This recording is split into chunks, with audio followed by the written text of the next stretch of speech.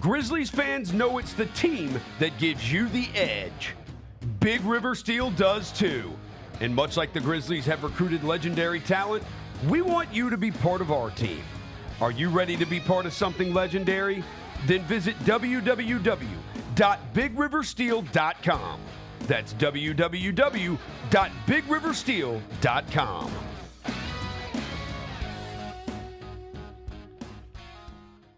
Kroger shoppers and Grizz fans. Want exclusive last-minute discounted ticket deals texted straight to you? Sign up with the new Kroger Buzzer Beater deal. Fans can sign up by texting Grizz to 636-479 or visit your local Kroger store in the Delta Division and scan the QR code. By signing up, you agree to receive recurring automated promotional and personalized marketing text messages from the Memphis Grizzlies. Consent is not a condition of any purchase. Message frequency varies. Message and data rates may apply. Thanks for showing up, Memphis. Nothing compares to catching your Grizzlies IRL. And that all starts with buying tickets at Ticketmaster, the official ticket marketplace of the Memphis Grizzlies and the NBA. Ticketmaster gets you to the game so you can catch every highlight. Put that jersey collection to use for the next game and get Grizzlies tickets at Ticketmaster. Whether they're here at FedEx Forum or on the road, Ticketmaster's got your back when it comes to scoring tickets. And there's no better brag than saying you saw it live.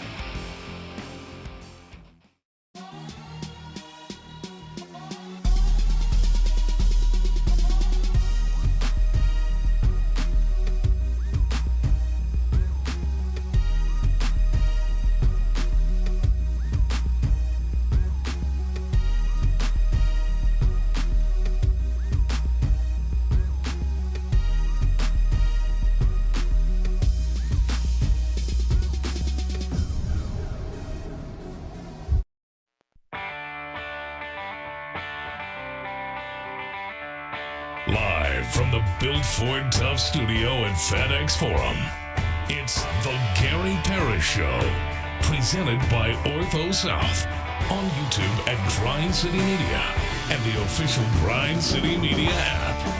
Now, here's your host, Gary Parrish.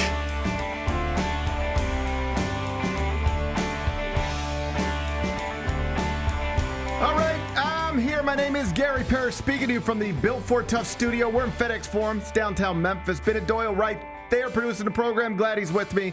Glad you're with me. Hope you're getting through the day best you can.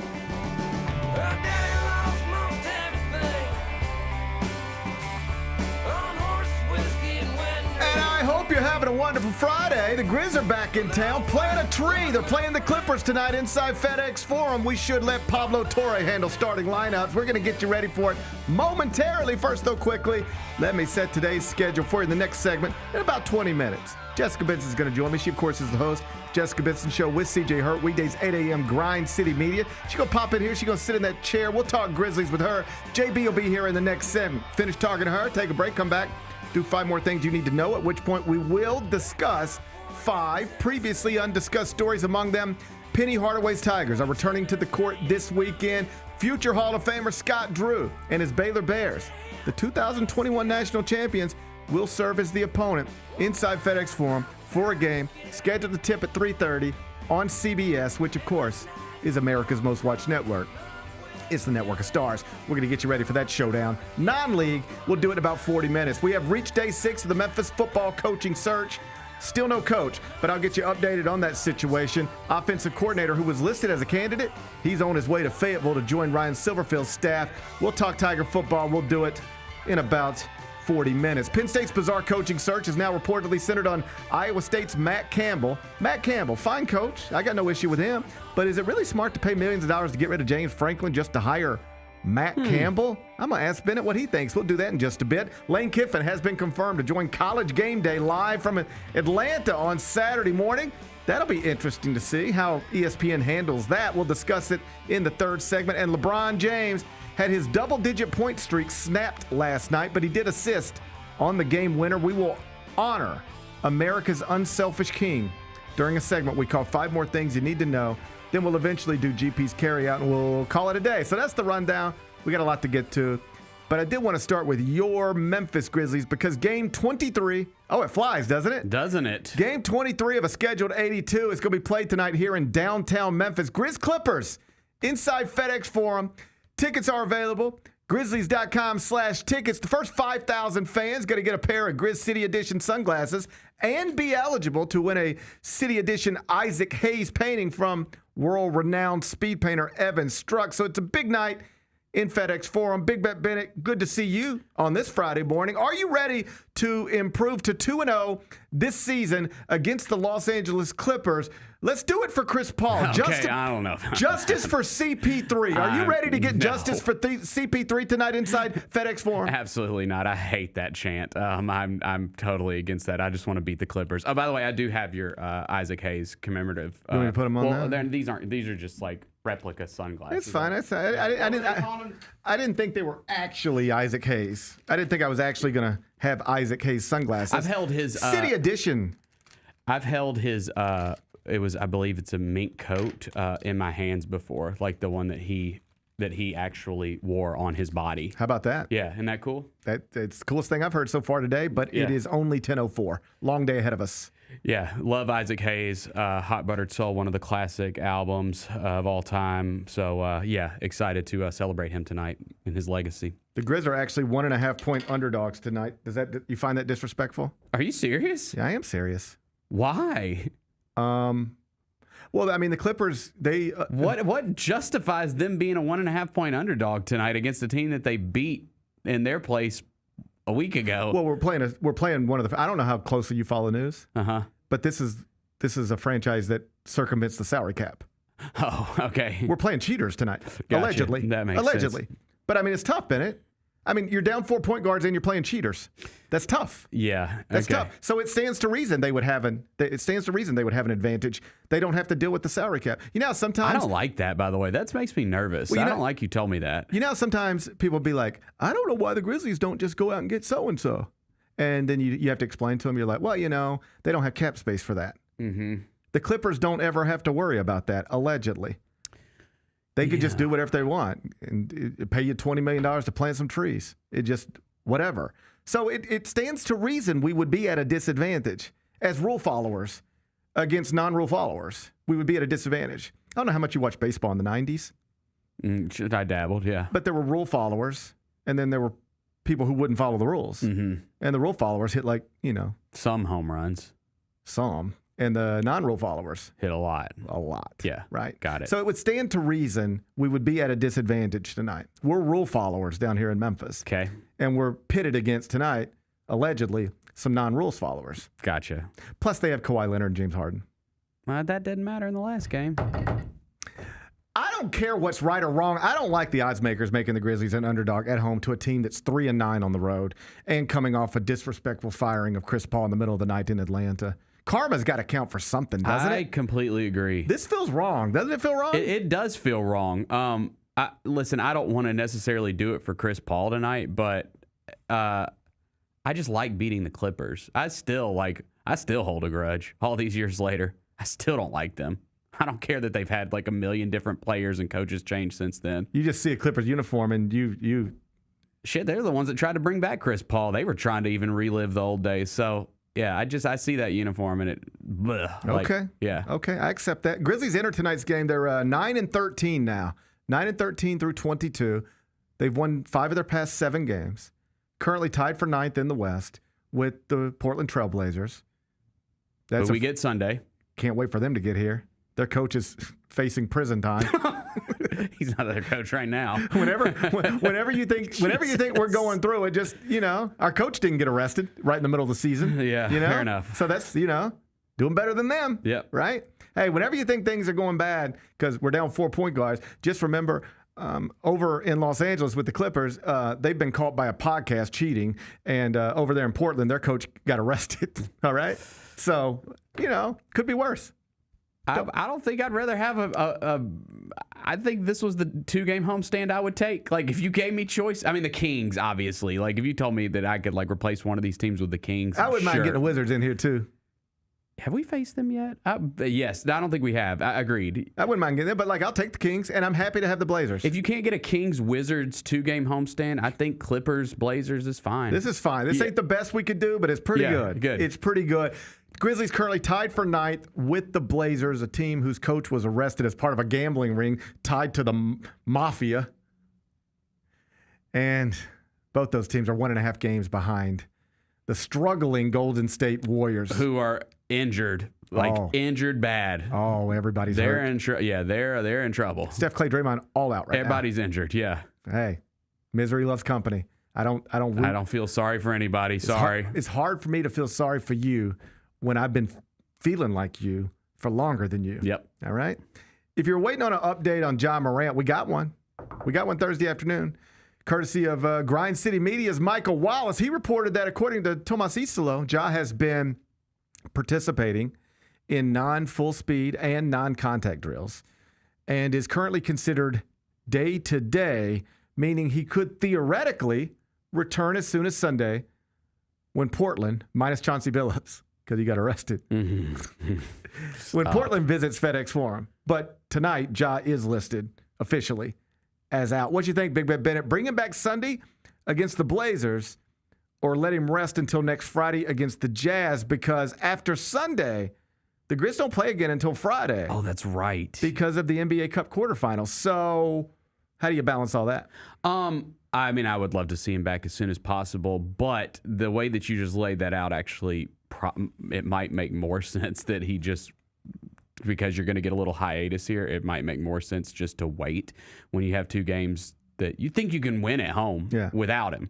So, but I do want to see him back as soon as possible, man, because I just, him coming back with how this group has been performing lately and like just the idea of how he's going to fit in with all that, like I can get excited. Yeah, it's like people love to see him play. Yes, and so, of course. That goes without saying. And so if he can play Sunday, I would love to see him play Sunday. All of this is hard for me to say from the Built Ford Tough studio as opposed from, say, the training room, right? Mm-hmm. You got better information in the training room than you have in the Built Ford Tough studio. But based on what I know about calf strains and based on what I know about what Tomas Isolo said yesterday, that Ja is participating in non-contact drills and non-full speed stuff. Well, you know what that means. It means he's not participating in contact stuff and full speed stuff. And that's what the coach said yesterday. So could he play Sunday? I don't know. Perhaps. And if he can, I'm fine with it. I'm not going to object. But based on what I know about calf strains, and as of yesterday, according to the coach, you hadn't even been going full speed or doing contact stuff. I don't know. If somebody asked, I might lean toward, let's do one more game after tonight in street clothes. Then that gives you, instead of coming back and playing Sunday, you instead have Sunday off, Monday off, Tuesday off, Wednesday off, Thursday night, Thursday off. It gives you 5 extra days with this calf. As opposed to you come back, ding it a little bit, now you add another 4 weeks. Right. Nothing is guaranteed. It's not like if you wait, you're cool. You're good, right. And if you don't, you're not. It's like this is all always up in the air. But But if you are willing to hold, you already announced he's missing tonight's game. And what that means is if you are willing to hold him out of one more, he gets what amounts to an extra 5 days before he actually comes back. And those 5 days can make a difference. For sure. I think JB said on her show today that 5 of the next 7 are against teams below 500. And the way they've been they always beat teams below 500 with or without Ja. Like that's what they do this season, right? Those are the wins that we get. Right. So you feel good about the opponents coming up, in December. And you just really want to be as healthy as possible once the calendar turns, because January is a gauntlet from start to finish. Like they're hard to find a lot of wins in January. And so you want to be at the peak of your powers in January. And hopefully then with him back, it's like, okay, this was what we were supposed to be. And now let's really compete in the West. And again, just to repeat, perhaps unnecessarily, but waiting till next Friday doesn't mean he's going to remain healthy any more than bringing him back Sunday means you're risking something. Like these are all calculations that you have to make, but nothing is guaranteed. But what you would hate, like sometimes I think about this worst case scenario as opposed to best case scenario, because maybe I'm a skeptic by nature. But what would you hate more than anything else?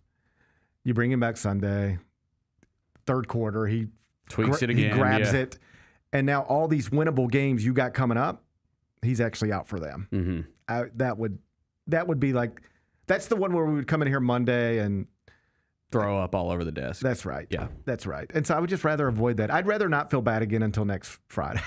God, that is so sad. I just want to put off the misery. Hey, the longer you wait to bring Ja back, the longer it is till he's hurt again. Have you thought about that? No, we ain't getting hurt again, brother. No. So you don't have to think about this, You know that meme? Yeah, I know that meme. The longer he's out, if you're not playing, you can't get hurt playing. You see what I'm saying? Yeah. So the longer you hold him out, the longer it is till the next time we have to hear that.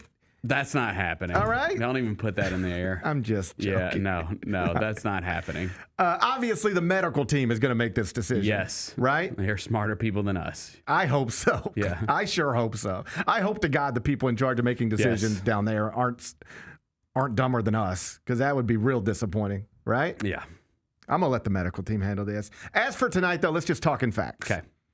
The Clippers, tonight, Ja is listed as out, along with 3 other point guards, plus Brandon Clark and Gigi Jackson, the last of whom is on a G League assignment. Year 3 for Gigi, and he's on a G League assignment in December. This isn't what anybody expected or hoped for, is it? When he was quite literally doing things as a rookie that nobody his age besides LeBron James had ever done. That was a real thing. Yes. You would wake up and you'd go, oh, wow, did you see this? Hey, did you see this? Last night, Gigi Jackson did something that nobody his age in the NBA had ever done besides LeBron James.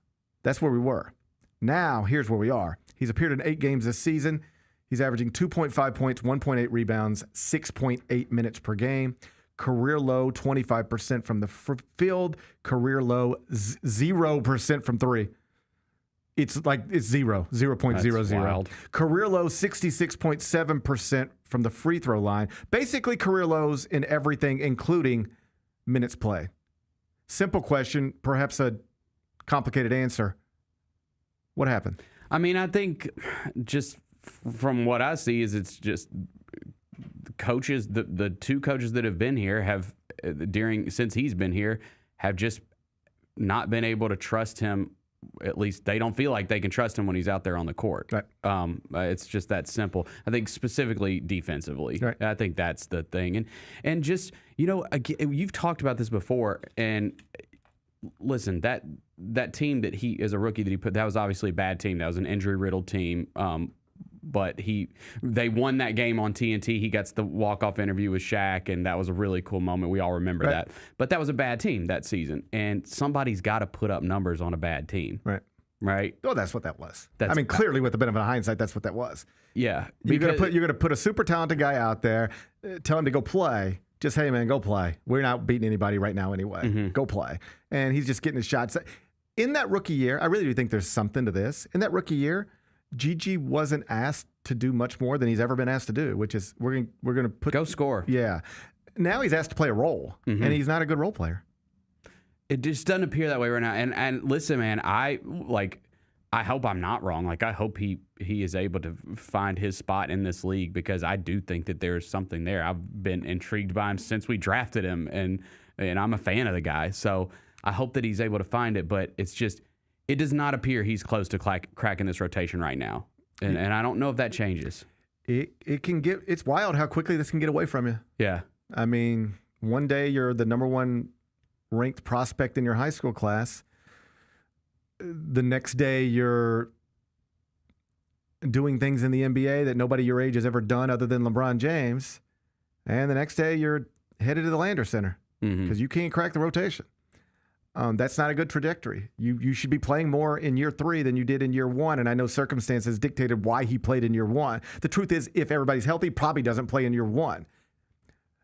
But you shouldn't be playing 6.8 minutes per game in year 3, particularly for a team that is ravaged by injuries. Like all these people out, I know it's mostly backcourt stuff instead of front court stuff, but all these people out, you've never been able to crack it. You've never been able to find a reasonable role for you. Well, and it's, when you talk about finding your role, we were talking about Vince at the beginning of the year, what's happening here, and then he did find a role. That's the thing. You can change it quickly, but you have to. It's up to you. Yeah. You have to change it, or that's your life. Yeah. Because right now he's He's a G League player, Mm-hmm. you know? And so I don't know where it goes from here. But every time I like see an interview, like Michael Beasley is on all these podcasts, you know, I just see him pop up. I don't even know what podcast it is, but I just see him. He just shows up on my phone. And he's always talking like the stories are amazing because like every Michael Beasley story is amazing, but they're also kind of sad and filled with regret. Like he was young and people were trying to help him, you know, get on a right track. Forgot I had these on. I had to take mine I'm off. like trying to be serious right now. I couldn't see my screen with them on, so I had to take them off. But Michael Beasley's constantly talking about how people tried to help him, and he just rejected all the help and didn't think he needed to listen to anybody because didn't think anybody really understood who he was and how good he was. And it's fine to hold on to those things, but you look up and it's just like, it's over. Mm-hmm. Your talent, I don't care how talented you are. Your talent alone. I should take that back a little bit. No, in the NBA, there's like maybe 10 guys where your talent makes it where you can do whatever. You know what I'm saying? Like, I'm just saying that Michael Beasley is one of the most talented basketball players I've ever been around. Right. He was also a complete knucklehead. And that combination can get you out of the league very quickly. Like, very quickly. I think being as talented as Michael Beasley, you can be however you want to be, and you will be an awesome youth league player your entire life. You will be an awesome high school player, no matter how you act, how you train, who you listen to. You can be an awesome college player, no matter how you act, how you train, who you listen to, if you are that talented. Talented like Michael Beasley, yes, in some ways talented like Gigi Jackson. But at some point you get to the NBA, and that alone is not going to allow you to survive. There are 5-star, top 5 high school players, McDonald's All-Americans, all that stuff. Just in the NBA and then bounced right out of it. And if Gigi's not careful, that could be his reality. Yeah. I'm not trying to be alarmist here, but this thing you can look up. And for him, it could be like you look up and you're 22 and it's like, how am I going to get back in that league? At one point, I was doing things nobody my age had ever done besides LeBron James. Now, how do I get back in that league? Is it time to start listening? Yo, man, they've been telling you what to do. And it ain't even like the coach, like Chris Vernon's been telling him what to do. People have had a very clear opinion about what Gigi Jackson needs to do to. And people like him. Of course they do. We want to see him do good. Of course they do. Yes. But don't ever forget, like, this was a guy who was maybe supposed to be in a conversation to be the number 1 overall pick in the draft once upon a time. He went 45th. Why do you think that is? He didn't get less talented between the time he was ranked number 1 in his high school class until the time he was picked 45th. There were flags there. And I think in that rookie season, there was some moments where it looked like, okay, maybe we're shedding those a little bit. But a lot of the conversations about Gigi, even in year 3, are similar to the conversations in year 2 and similar to the conversations in year 1. And now, you know, it's Friday. There's a game being played inside FedEx Forum, and he's on the status report. And not because he's got a hamstring or a calf or an ankle. It's because they only have so many roster spots available for tonight, and he's not going to have one of them. It's tough. Yeah. Not ideal. So it'll be Grizz Clippers tonight inside FedEx Forum. And if you were hoping to see future Hall of Famer Chris Paul in the flesh, again, I'm sorry. Who is really hoping for that? Future Hall of Famer? No. Hey, boys, look down there. No. That's future Hall of Famer Chris Paul. Yeah, sitting at the end of the bench. You ain't going to see him check into the game. I can tell you, I went to see Mets Tigers one night when I was just in New York. And I don't care anything about Miguel Cabrera. But he was there. And I was like, that's future Hall of Famer Miggy. And he homered. And I was like, okay, no matter what happens the rest of my life. I saw Miguel Cabrera homer in person. I saw Big Papi homer late in his career in person. So, okay. Point taken. So maybe you just look down there and you be, you know, every once in a while, people sit around and have these conversations. Hey, Grandpa, did you ever see Mickey Mantle? Yeah, I saw Mickey Mantle one day. Went out to wherever you'd go out to see Mickey Mantle back in the day. Probably Yankee Stadium would be a good place to do it. Every once in a while you have those conversations. So there was somebody tonight that was going to be able to one day be a hey, Grandpa, do you ever see, who are the Hall of Famers you ever got to see in person? Oh, well, I saw LeBron that one time and saw KD. That was neat. And then I think it was in December in 2025. It was Chris Paul's retirement tour, and we got to see Chris Paul. Last time to see Chris Paul. Isn't that amazing? Somebody out there might have been thinking like that. I got bad news for you. You won't be. Sorry. Grizz Clippers tonight inside FedEx Forum. And if you were hoping to see future Hall of Famer Chris Paul, I got bad news for you. He got fired. Yes. In the middle of the night in Atlanta the other night. And you could have told me, because Atlanta can get wild, you could have told me Chris Paul did just about anything in the middle of the night in Atlanta to cause problems for himself. Mm-hmm. I seen that Kanye tweet that one time. I know what Chris Paul's made of. Mm-hmm. I know he's got that dog in him. But the idea of Chris Paul, arguably the most important player in Clippers history, getting sent home and released in the middle of the night by the Clippers in December of his retirement tour for more or less being nothing more than what he's been his entire career. That was probably less believable than any of the other things I could have imagined Chris Paul creating headlines with in the middle of the night in Atlanta. People are saying this ain't the way you're supposed to treat your franchise legends. Do you think we had to? I don't think we probably didn't have a Chris Paul tribute video made. Probably not. I would doubt it. It was going to be his retirement tour. Like I would assume that like if LeBron does a retirement tour, we might have a video for him. It's LeBron James. I did bump into one the other day. One of these. It was, I want to say, Dirk's last game in San Antonio. And the Spurs did one. Yeah. And Dirk like teared up. Dirk was emotional about it. Yeah. So I guess there's a place for that. But I think we should run a Chris Paul highlight reel tonight of like his best, like, well, not best moments, worst moments versus the Grizzlies. That'd be funny. Why do you want to kick a man when he's down? Because I don't really like him. But he's down and you're kicking. I don't care. He's on the ground and you're kicking him. He was our enemy once upon a time. What a crazy story with the Clippers. Yeah. It's a wild way to treat a franchise legend. So what I'm trying to tell you is that the Grizzlies will be trying to get their 10th win of the season tonight. Yep. While also getting justice for the so-called point god. Justice for CP3. It comes tonight inside FedEx Forum. Tip is scheduled for 7 o'clock. Jessica Benson will join me next. Sonic Radio. Welcome back to Sonic RNDIO. That spells radio with me, the CIO. This just in, the new Sonic $1.99 menu lets you build a crave-worthy meal for just $1.99 an item. Whether that's a creamy shake, crispy tots, or a quarter-pound double cheeseburger. This just out. Ostriches. They're mean, not very cute, and in my opinion, way too big for a bird. Don't miss the Sonic Fun 99 menu. 5 items, always $1.99. Live free, eat Sonic. Tax not included. See menu for details. Own the 2025-26 Grizzlies season with the 10-game Flex Pack, the ultimate way to catch all the action on your terms. Choose your favorite matchups from intense rivalries to weekend thrillers and customize your pack to fit your schedule. With 10 games to pick, you'll never miss the moments that matter most. Visit Grizzlies.com/packs today to build your perfect ticket pack and cheer on the Grizzlies your way. It's your team, your season, and your schedule. So don't miss out.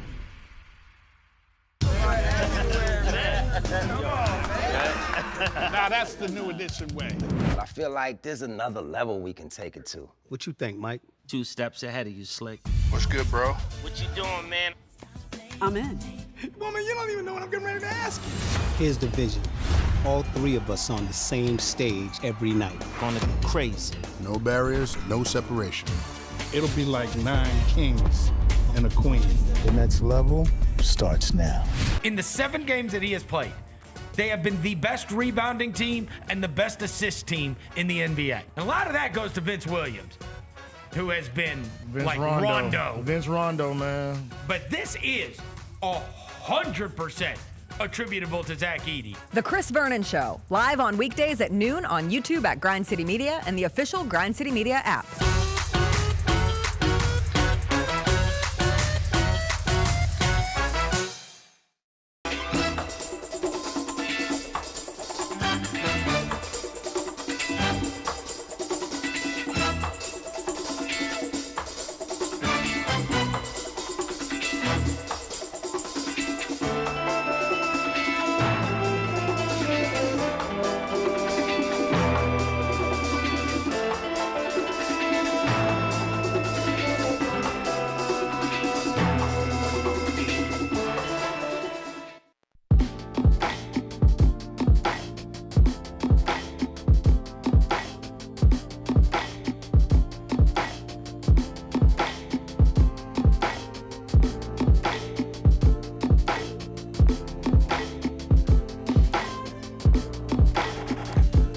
Welcome back, Gary Parrish Show, presented by Ortho South. We're inside the Built Ford Tough studio, FedEx Forum, downtown Memphis. And on Fridays, as always, I'm joined by Jessica Benson, host of the Jessica Benson Show with CJ Hurt. Weekdays, 8 a.m., Grind City Media. Look at you with your glasses. I'm just trying to be like you. What's about time? I'm just trying to be a Four Eyes, you know? It's about time. Oh, we're all wearing our glasses. Well, Bennett has their the sunglasses. aviators. Yeah. Hey, you can get those tonight at the game. Are Pretty cool. these aren't aviators, are they? That is definitely an aviator. They look like I aviators. wear aviators. You are a These- pilot. You look like what These you are like wear. the Isaac Hayes Those special. look These exactly, are custom. You look exactly the Timu way I Tom envision These are you. custom. in Top Gun. You look exactly the way you always look anytime you have sunglasses on. Yeah. Well, good. I got new glasses when I went to New York. First new glasses since 2007. You got the supersized ones. I did, thank you. I came home, my husband said the same thing. He goes, could you have gotten them any bigger? Do you And I like said, them like "No." that? I do. I love them. My I wife love the has- dramatic glasses. My wife has a big pair like that, you know? So I might start collecting them now. you're going to collect glasses. They're too expensive. Where do you get your glasses? I got these at Warby Parker. My sunglasses are also Warby Parker. These are Where Warby my Parker. wife gets I hers. love Warby Parker. These are Warby Parker. Yeah, Do you they're get to pretty like cool. get them in the mail where you get to choose, like, and you get to try on the different ones? Oh, no. You know, Bennett, Yeah. I don't know if you know, I work in New York City, so I just walk over to Warby Fair Parker enough. over next to Radio City. It's right. That's the one. That's where I bought these. See? That's the Warby Parker that I frequented. This is where these came from They too. send my wife like a package of 5 of them, and you do like a little fashion show and pick out which one's your favorite, and then send back the others. That is the way Oh, people that's do it when they exciting. don't work in New York City. Oh. But I happen to work But in I don't know if you know this. Gary works in New York City. I happen to work and in you visit every I weekend. happen to work so, in yeah. Midtown Manhattan. So I mean you can order them, sure. If you know you don't travel and stuff. Sure. If you don't get around. Maybe I'll get there one See, day. I'll like wait until I'm in New York City. Like I specifically had one place I wanted to go to shop in New York City, and that was Warby Parker because I was finally going to buy myself a pair of glasses. See, I don't wait on anything. Well, yeah, because you're there all the time. I know, but like, no, if I wanted a new pair of glasses today and I was going to New York next week, I would order them today. Gary, I've been wearing a pair of glasses with a 2007 prescription, and my prescription has changed dramatically. Like, I don't think my previous glasses, I wouldn't drive in them because I don't think legally I should have been driving with that prescription. I had to. I've just been so lazy, and I don't want to spend money on glasses. There are things I hate spending money on, and glasses are one of them. I'm about to spend money on LASIK. Are you going to do one eye? Or Oh, two? I'm doing both. My parents both did one. Why? In case you, Why are you gonna do in one? case you go blind, you try it out in one, make sure it works, make sure there aren't complications. I know anything can go wrong anywhere. Listen, I know I've tried to. But you I've can't talked be- you out of Tokyo, Japan. I've talked you out of Telluride, Colorado. Now I'm not trying to talk you out of LASIK, but are you really getting LASIK? I think I have to at this point. Really? I mean, I can't see anything. I can't see. Me neither. The truth. I can't see your face if I take my glasses off. Okay, well, I'm better than you. But the truth about my glasses situation is I used to be nearsighted. So I could see everything on my screen, but I couldn't see distances. So I had trouble driving at night or Okay. seeing a golf ball down the fairway. Fair. But I could read my computer screen, so I was fine. My eyes deteriorated so much that now I can't see close up and I can't see distances. So I need bifocals. This sounds old as shit, I understand. It does. But they actually made me bifocals without telling me, or while they were telling me I didn't listen. Because I went to pick up my glasses one time and I put them on and I was like, this feels disoriented. Like this can't be normal. And they were like, well, you just have to get used to it. And I was like, get used to it. This looks warped. And they were like, well, you just got to get used to the bifocals. And I was like, why do I have bifocals? They were like, brother, you can't see. So here's the truth. I have a pair of glasses. I hated the bifocals because it was like, you want to read, do this. Oh, You wanna yeah, do that's this. One of that, and I yeah. just felt 89 years old. So I said, I want driving glasses so that I can see distances. I want close-up glasses so that I can read labels. And then I just need glasses to put on my face that allow me to do both to the best of my ability. So these are no prescription whatsoever. They are just but when I go drive, I'll put on different ones. And if I'm trying to Really? read close-up stuff, I'll put on different ones. But these are just because you're used to wearing glasses. Because your face has glasses on. when with I'm it. working, I need to be able to see that. I need to be able to see this. In studio in New York, I've got to be able to see prompters far away, and I've got to be able to see stuff close up. And neither one of my glasses work for that combination. Every pair of glasses I got, because I refuse to do the bifocals, So you're going to get LASIK. I can either see my computer screen or the far away, but I can't see both. So right now, I just go, I'm basically no glasses, but I just for appearances because I'm used to wearing glasses now. But I think I have to get LASIK because it's becoming more problematic. I can't read labels anymore, like can labels. Like I can't tell you how many carbs are in something anymore. Oh, that's okay. But I would like to know. Save yourself. I would like to know. Wouldn't you like to know? You don't want to know? No. Okay, well then not really. Okay, well I would like to know. Okay. All right. So, but I can't read the labels anymore. So I think I'm getting LASIK. I think I'm okay. I love that for you. But now you've scared me of it. I mean, have you never researched LASIK? Prices. It does seem scary. I research prices. To be clear, both my parents got it in one eye, and it worked for both of them. Okay. And it's great. Yeah. Life changing. Did they get the other eye done? No.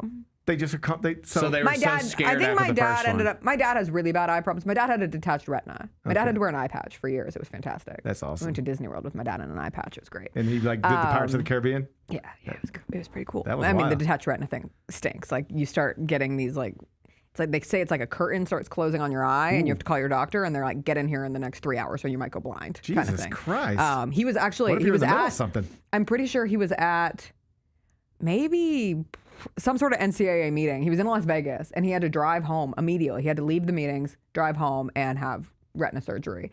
So he's had sincere eye issues that scare me. So I'm like very into the eye community. Okay. Like I get the full retina scan every time I go to my yearly eye appointment just to make sure that we're not having some degenerative disease. Okay. So he has like he has a super duper contact is what we call it, which allows him to see. Because otherwise he would be It just sounds like a blind. lot. Yeah, it is a lot. It sounds like a lot going on. I think I'm gonna trust my doctors. Okay, I think cool. I'm gonna get two. If I come in here blind, I come in here blind. Okay. It'd be a good story. Either Bennett's read the same stories I have. Either I'm gonna have amazing eyesight, or I'm gonna have an amazing story about how I went blind trying to get LASIK. Either one's funny. I think it's more like the. Okay, yeah, you go get it. Yeah. Yeah. Sometimes I think you should just get things and not research them. Like you shouldn't know the scary things around them. Well, you could be scared of anything. Exactly. That's what I mean. I mean, like I could go in to get my appendix taken out and die. At 1,000%. But you can't go walk. You can't live life just I being could have scared. tooth surgery and die. I could have a brain-eating amoeba right now. Wouldn't that be wild? Oh, I think about that all the time. Well, it is like You'd be dead within minutes.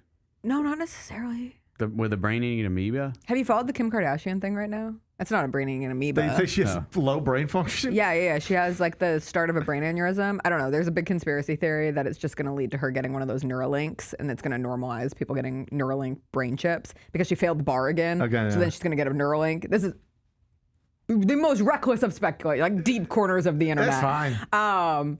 But they're like, it's all setting it up to like she needs help with her brain, and then she's gonna get the Neuralink, and then she's magically gonna pass the bar, and it's gonna be like, look at what you can do. You know, I'm so cynical at this point with capitalism and cross promotion.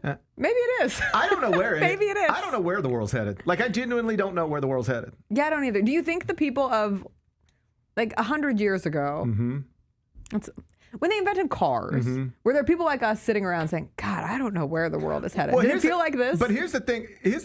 I don't know. I guess they were like, I guess it's headed in a car. Here's the thing I always try to remind myself of. Because you get into these conversations and people are like, well, you know what's coming next, or you know where this is headed, or you know what it's going to be in 30 years. And I don't know that there's ever been a point in time where any of us knew what shit was going to be like in 30 years or 50 years. Like, I don't think there's ever been a point in time where we had a good grasp for where things are headed.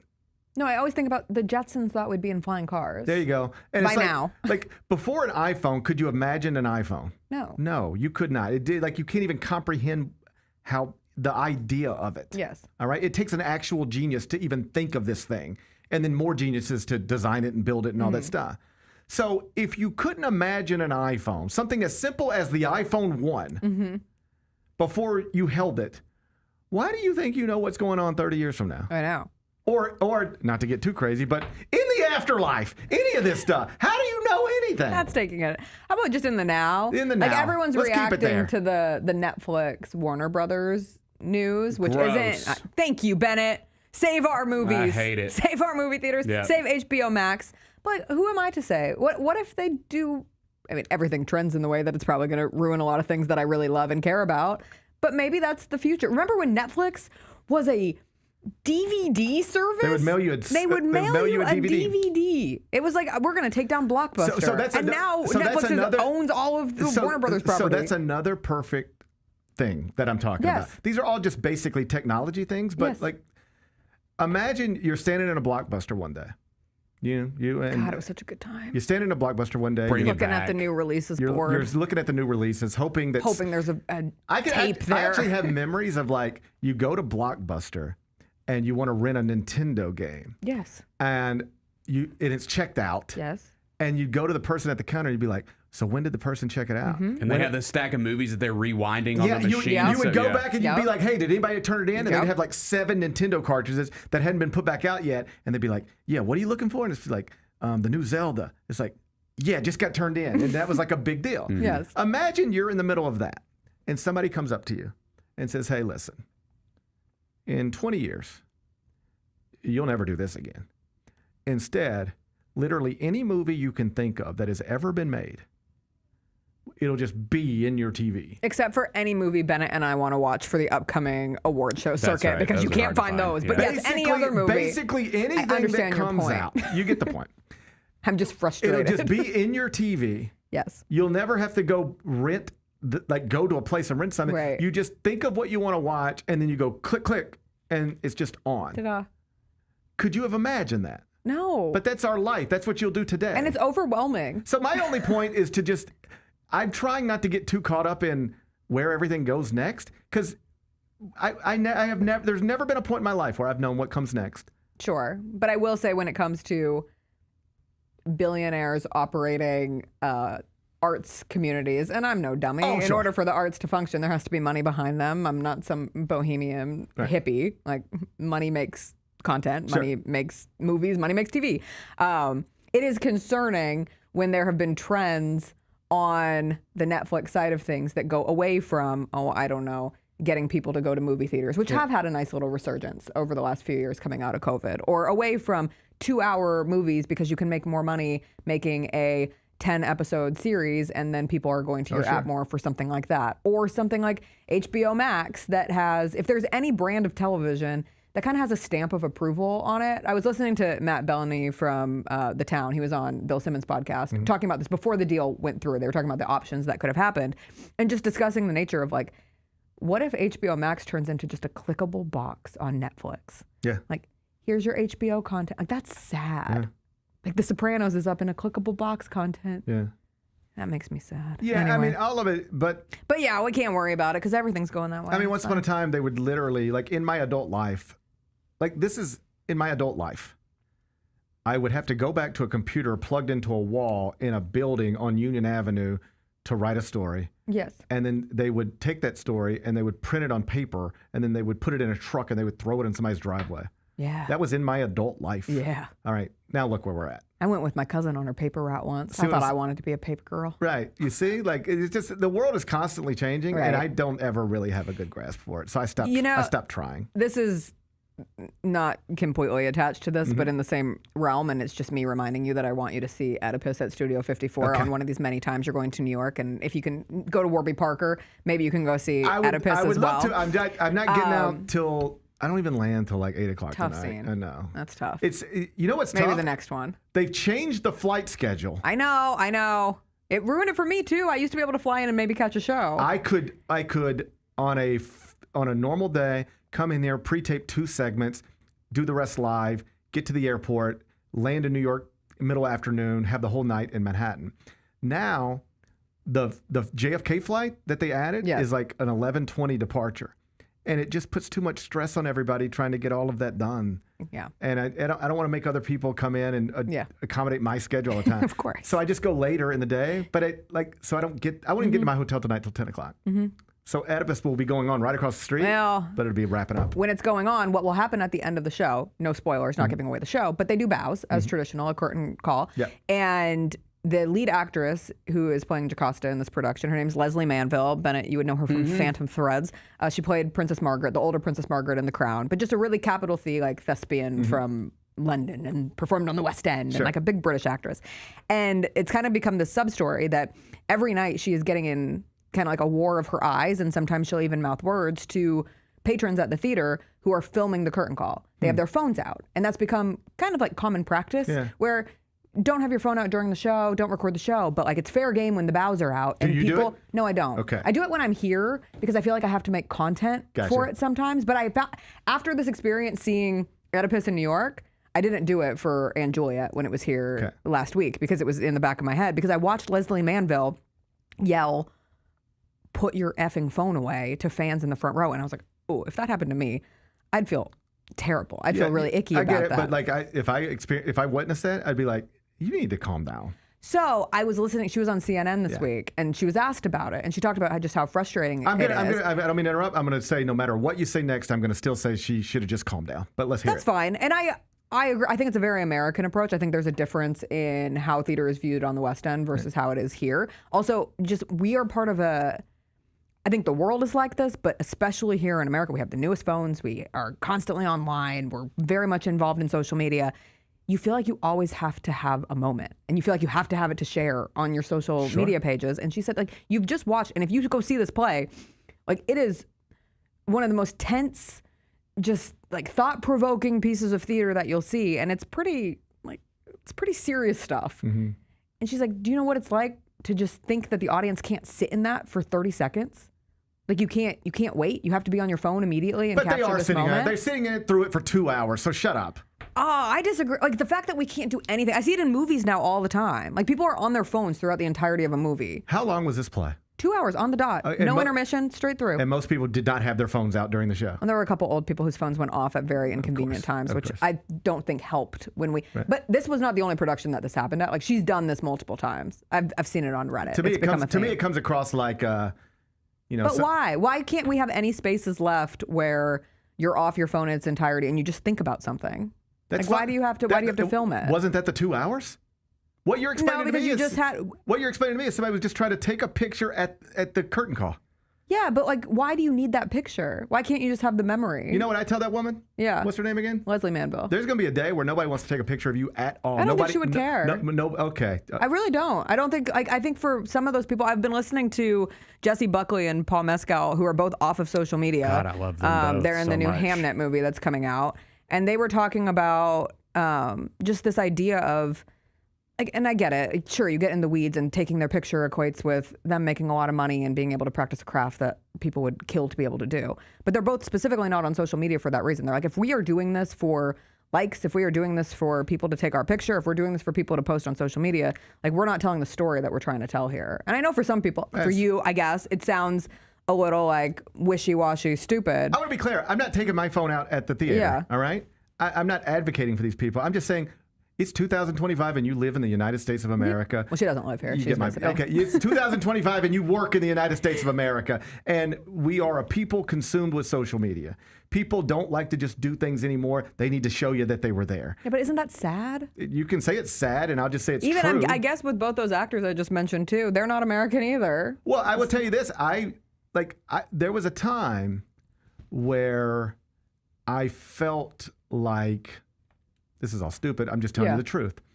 I was younger, and I've got a cool job, and I'm bouncing around the country, and I was like, everywhere I go, I need to post from there just to. Yeah. I think I would trick myself by saying I just want to have a documentation of my life on Facebook, so I can look back and.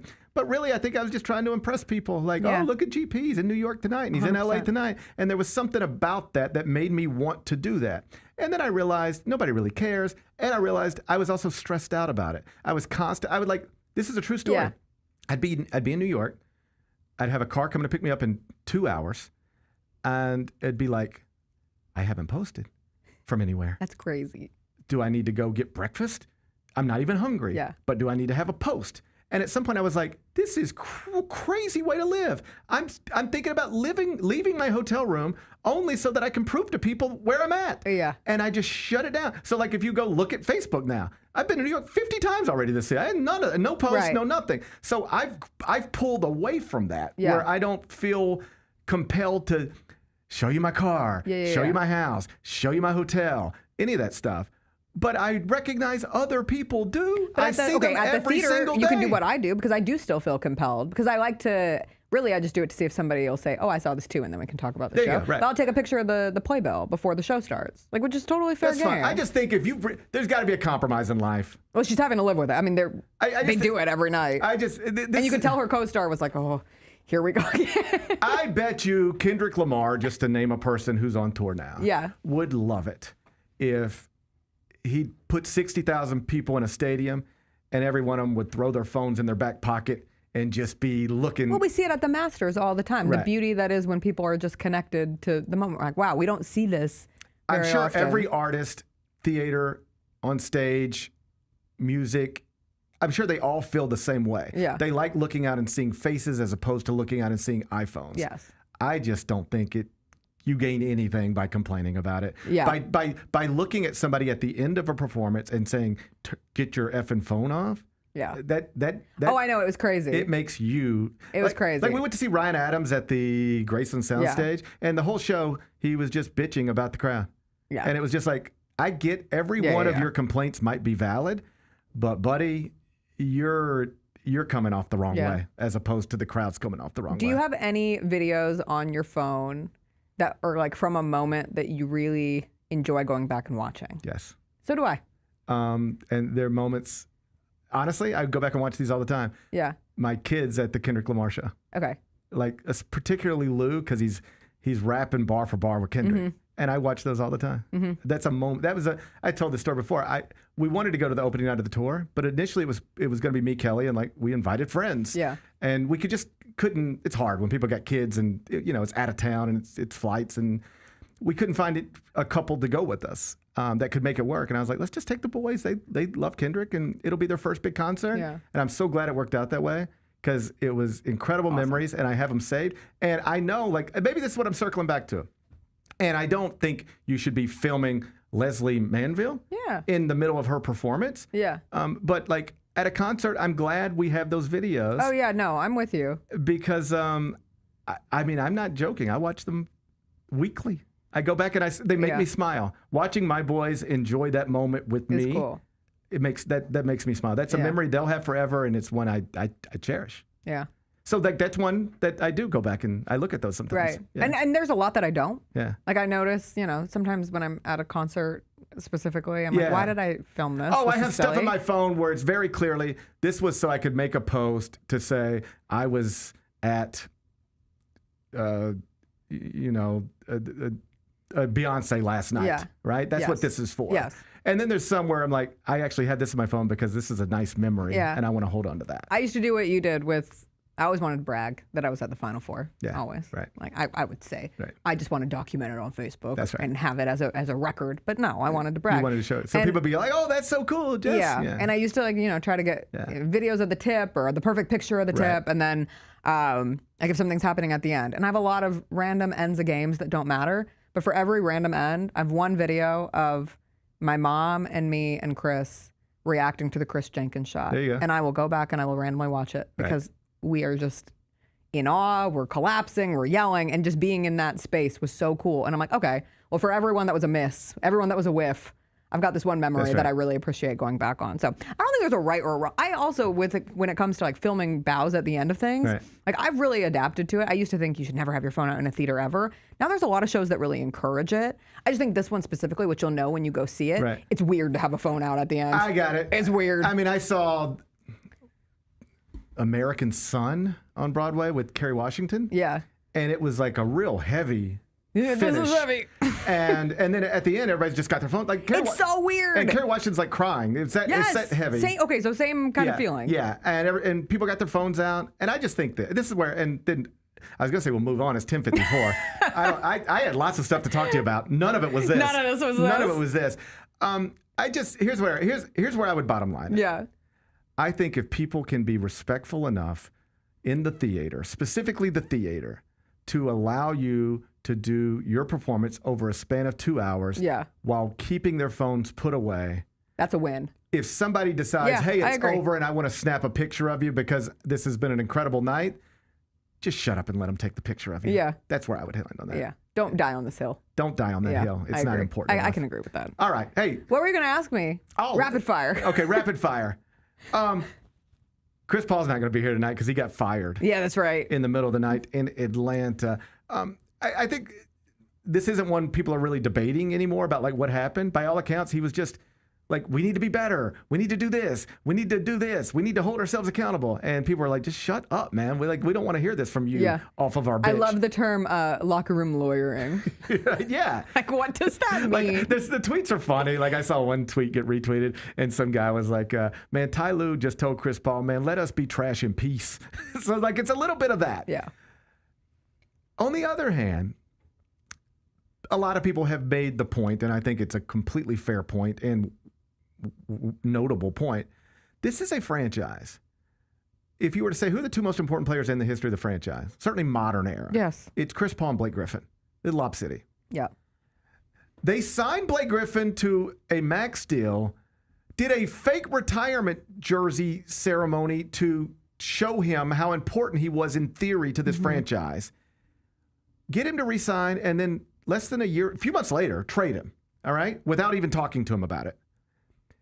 And they discarded Chris Paul in the middle of the night. What, if anything, does it say about a franchise that's the way you're treating these people? I think it speaks to a bigger degree of just corporate America. Like, I made this joke after it happened, but it's serious. I mean, people say all the time, hey, just remember, you're just a person to your job. Not even a person. You're an employee to your job, right? And you can talk about loyalty day and night, and you hope that you work for some company that values you enough that if you're a Chris Paul, there has to be a nicer, a kinder way to do this, a more respectful way to do this. But he's just an employee who his company decided, hey, this isn't working anymore. And no matter how much time you put into that. I mean, we see it. I mean, I've seen it in my life with friends' parents. Okay, I wouldn't say people my age, because I think you have to get to a point of like a certain level of seniority for this comparison to make sense. Oh, I don't mean it like normal jobs. I mean, like, I could walk into CBS today. I've been a good employee there since 2006. They like me. Yeah. I treat people well. I show up on time. I do my job. I if anything, for them, my main value is comfort. I'm there when they need me, and I'm not a problem. Yeah. All right? I could disappear tomorrow, and it wouldn't matter to anybody. I'm aware of that. That's not what I'm talking about. What I'm talking about specifically is like a sports franchise legend being discarded like that. In other words, I made this point the other day.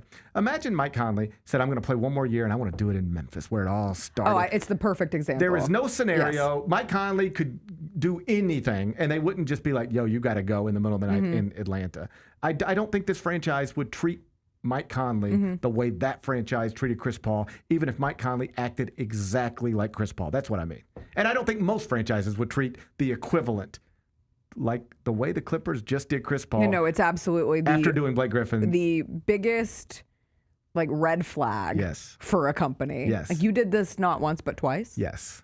And in the fashion that you just did it with Chris Paul, and for all the reasons you just brought up, like, it's so jarring that when I saw it happen, I really thought it was an NBA Centel post. I was like, oh, they're just joking because the Clippers are bad. And so they're making a joke that, they would cut Chris. They're so bad they'd cut Chris Paul in the middle of the night. And then it really was, and he was gone. And I think it's sad. Like, certainly you can make the case, like, what's the value of him being on the team? It's not really about that. It's just the value of what he means for that franchise. And to turn away from that is pretty indicative of a company, a franchise in this case, that doesn't value, it's not even just like doesn't value loyalty. It almost spits in loyalty's face. Yeah, it's weird. It's just weird. It's just weird behavior. Yes.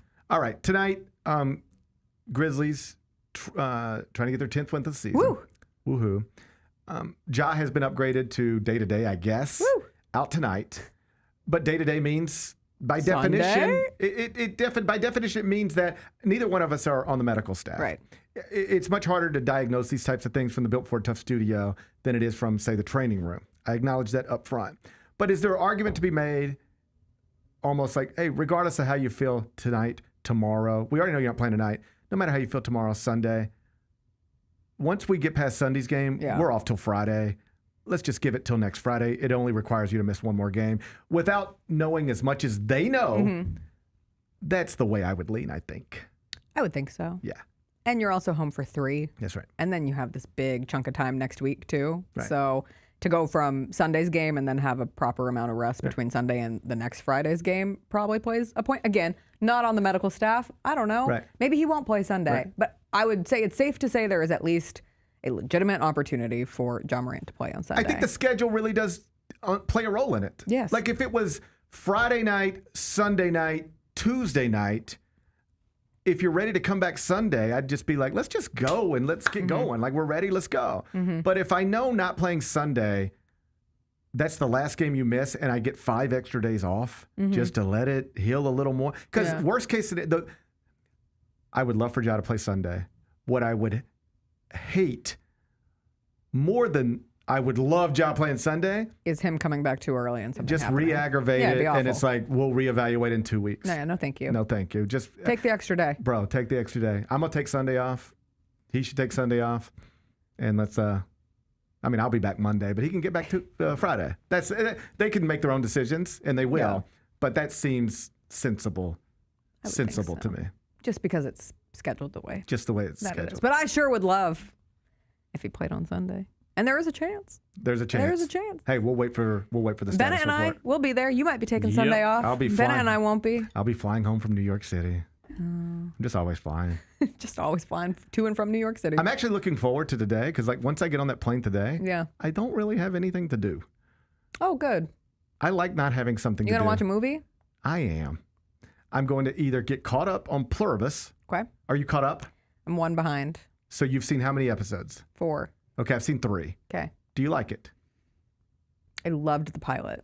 See, this is I was like, what I read about the pilot was this is maybe the best pilot ever. And I watched it and I was like, that was not the best pilot ever for It me. was not the best pilot ever. Because I don't know what's going on. But it brought me headfirst into that universe where I had a lot of questions I wanted answered. It took me a while to get I watched the first 10 minutes of episode 2 7 times. Because it's clearly intentional. It's like the first 10 minutes there's no talking. There's no talking. There's no dialogue for like 10 minutes. And that's not a good way to keep me awake. So it was very hard for me to get through episode 2. But now I'm through episode 2, episode 3. I'm on episode 4. I'm enjoying it. I like it. I really like it from like the overall. I like it in a trying to figure it out kind of way. Yes. I love the acting in it. Yes. I love the world that's been built. I love the mystery. I just don't want it to disappoint me. Right. Like I ended up feeling a little disappointed by Severance season 2. Just not enough was answered to make me feel fulfilled. And so I am a little trepidatious in stepping into another one of these kinds of shows. I was burned by Lost back in the day. Same. Because these are the type of shows where it's impossible to know what's going on. Yes. Like it's not even like, well, you just got to you don't know what's going on. No. Okay. But the implied promise is hang with us. You will find out what's going on. And it's going to be amazing. The Leftovers did that. Well, what I loved about The Leftovers is that it never tells you what was going on, but it's operated in a way where you're not left disappointed that you never figure out exactly what the event is that happened. It's more about like the totality, which could be how this show is too. But they just have to land the plane right.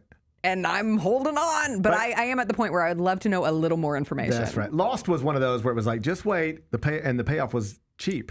Yeah. The payoff was like cheap. I don't want but it's been a while, but just in case. I'm enjoying Pluribus now. I might get caught up on that. Okay. And then I want to finish the Sean Combs documentary. Oh, I haven't started it yet. I've only watched the first episode, but I thought it was really. I heard it's good. It's good. It's on the list. Yeah. So I'm just happy to get on a plane and not have to do something. That's exciting. Good for you. I'm excited. I'm happy for you. Thank you for in being your happy for CAA me. sports sweatshirt. I wanted to represent. That's funny. I wanted to show we can have different opinions even if we are represented by CAA. Sure. Look at you go. Yeah. I don't have to be a company man. Careful. Yeah, I'll get an email in 7 minutes. Don't be loud about it. We regret to inform you our relationship has been severed. Yeah, because I don't think my contract makes You're going to get Chris Paul from CAA.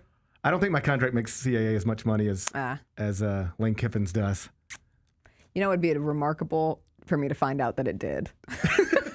Bennett and I would be over here like, what do you mean? No. That's why he's going to New York all the time. Yes. God, getting LASIK. No, I'm going to get LASIK without short of a Lane Kiffin contract. Okay. I'm still going to try to make it where I can see again. I hope so. Man, I'm looking forward to seeing again. I hope so. I'm looking forward to getting on this plane and just one day seeing again. It's the little things. It is the little and things. I'd love a Grizzlies win. Wouldn't that be nice? Yeah. All right.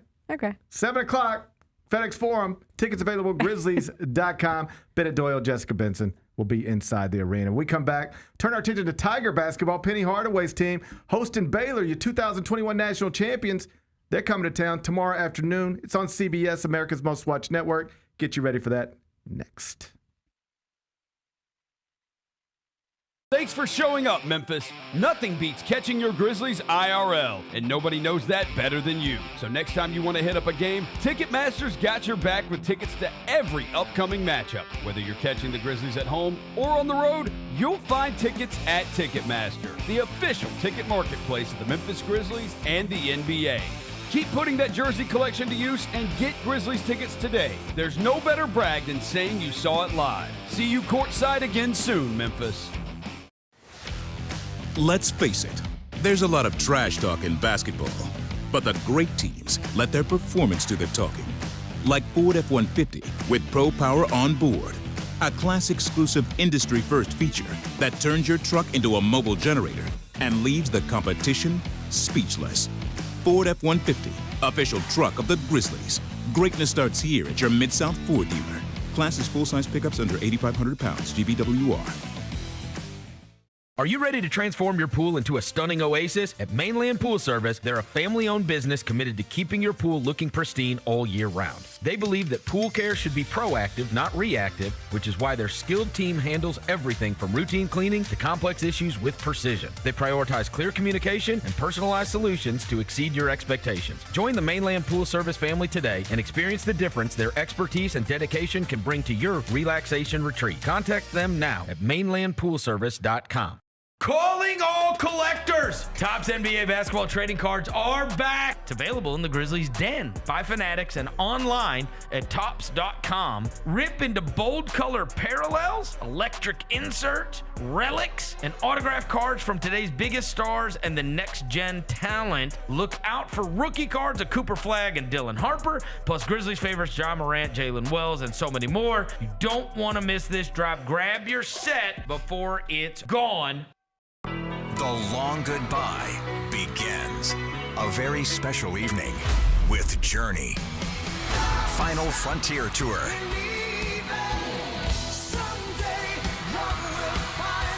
Journey. Tickets are on sale now at journeymusic.com. Your chance to say goodbye to the songs that changed our lives. Journey. Final Frontier Tour.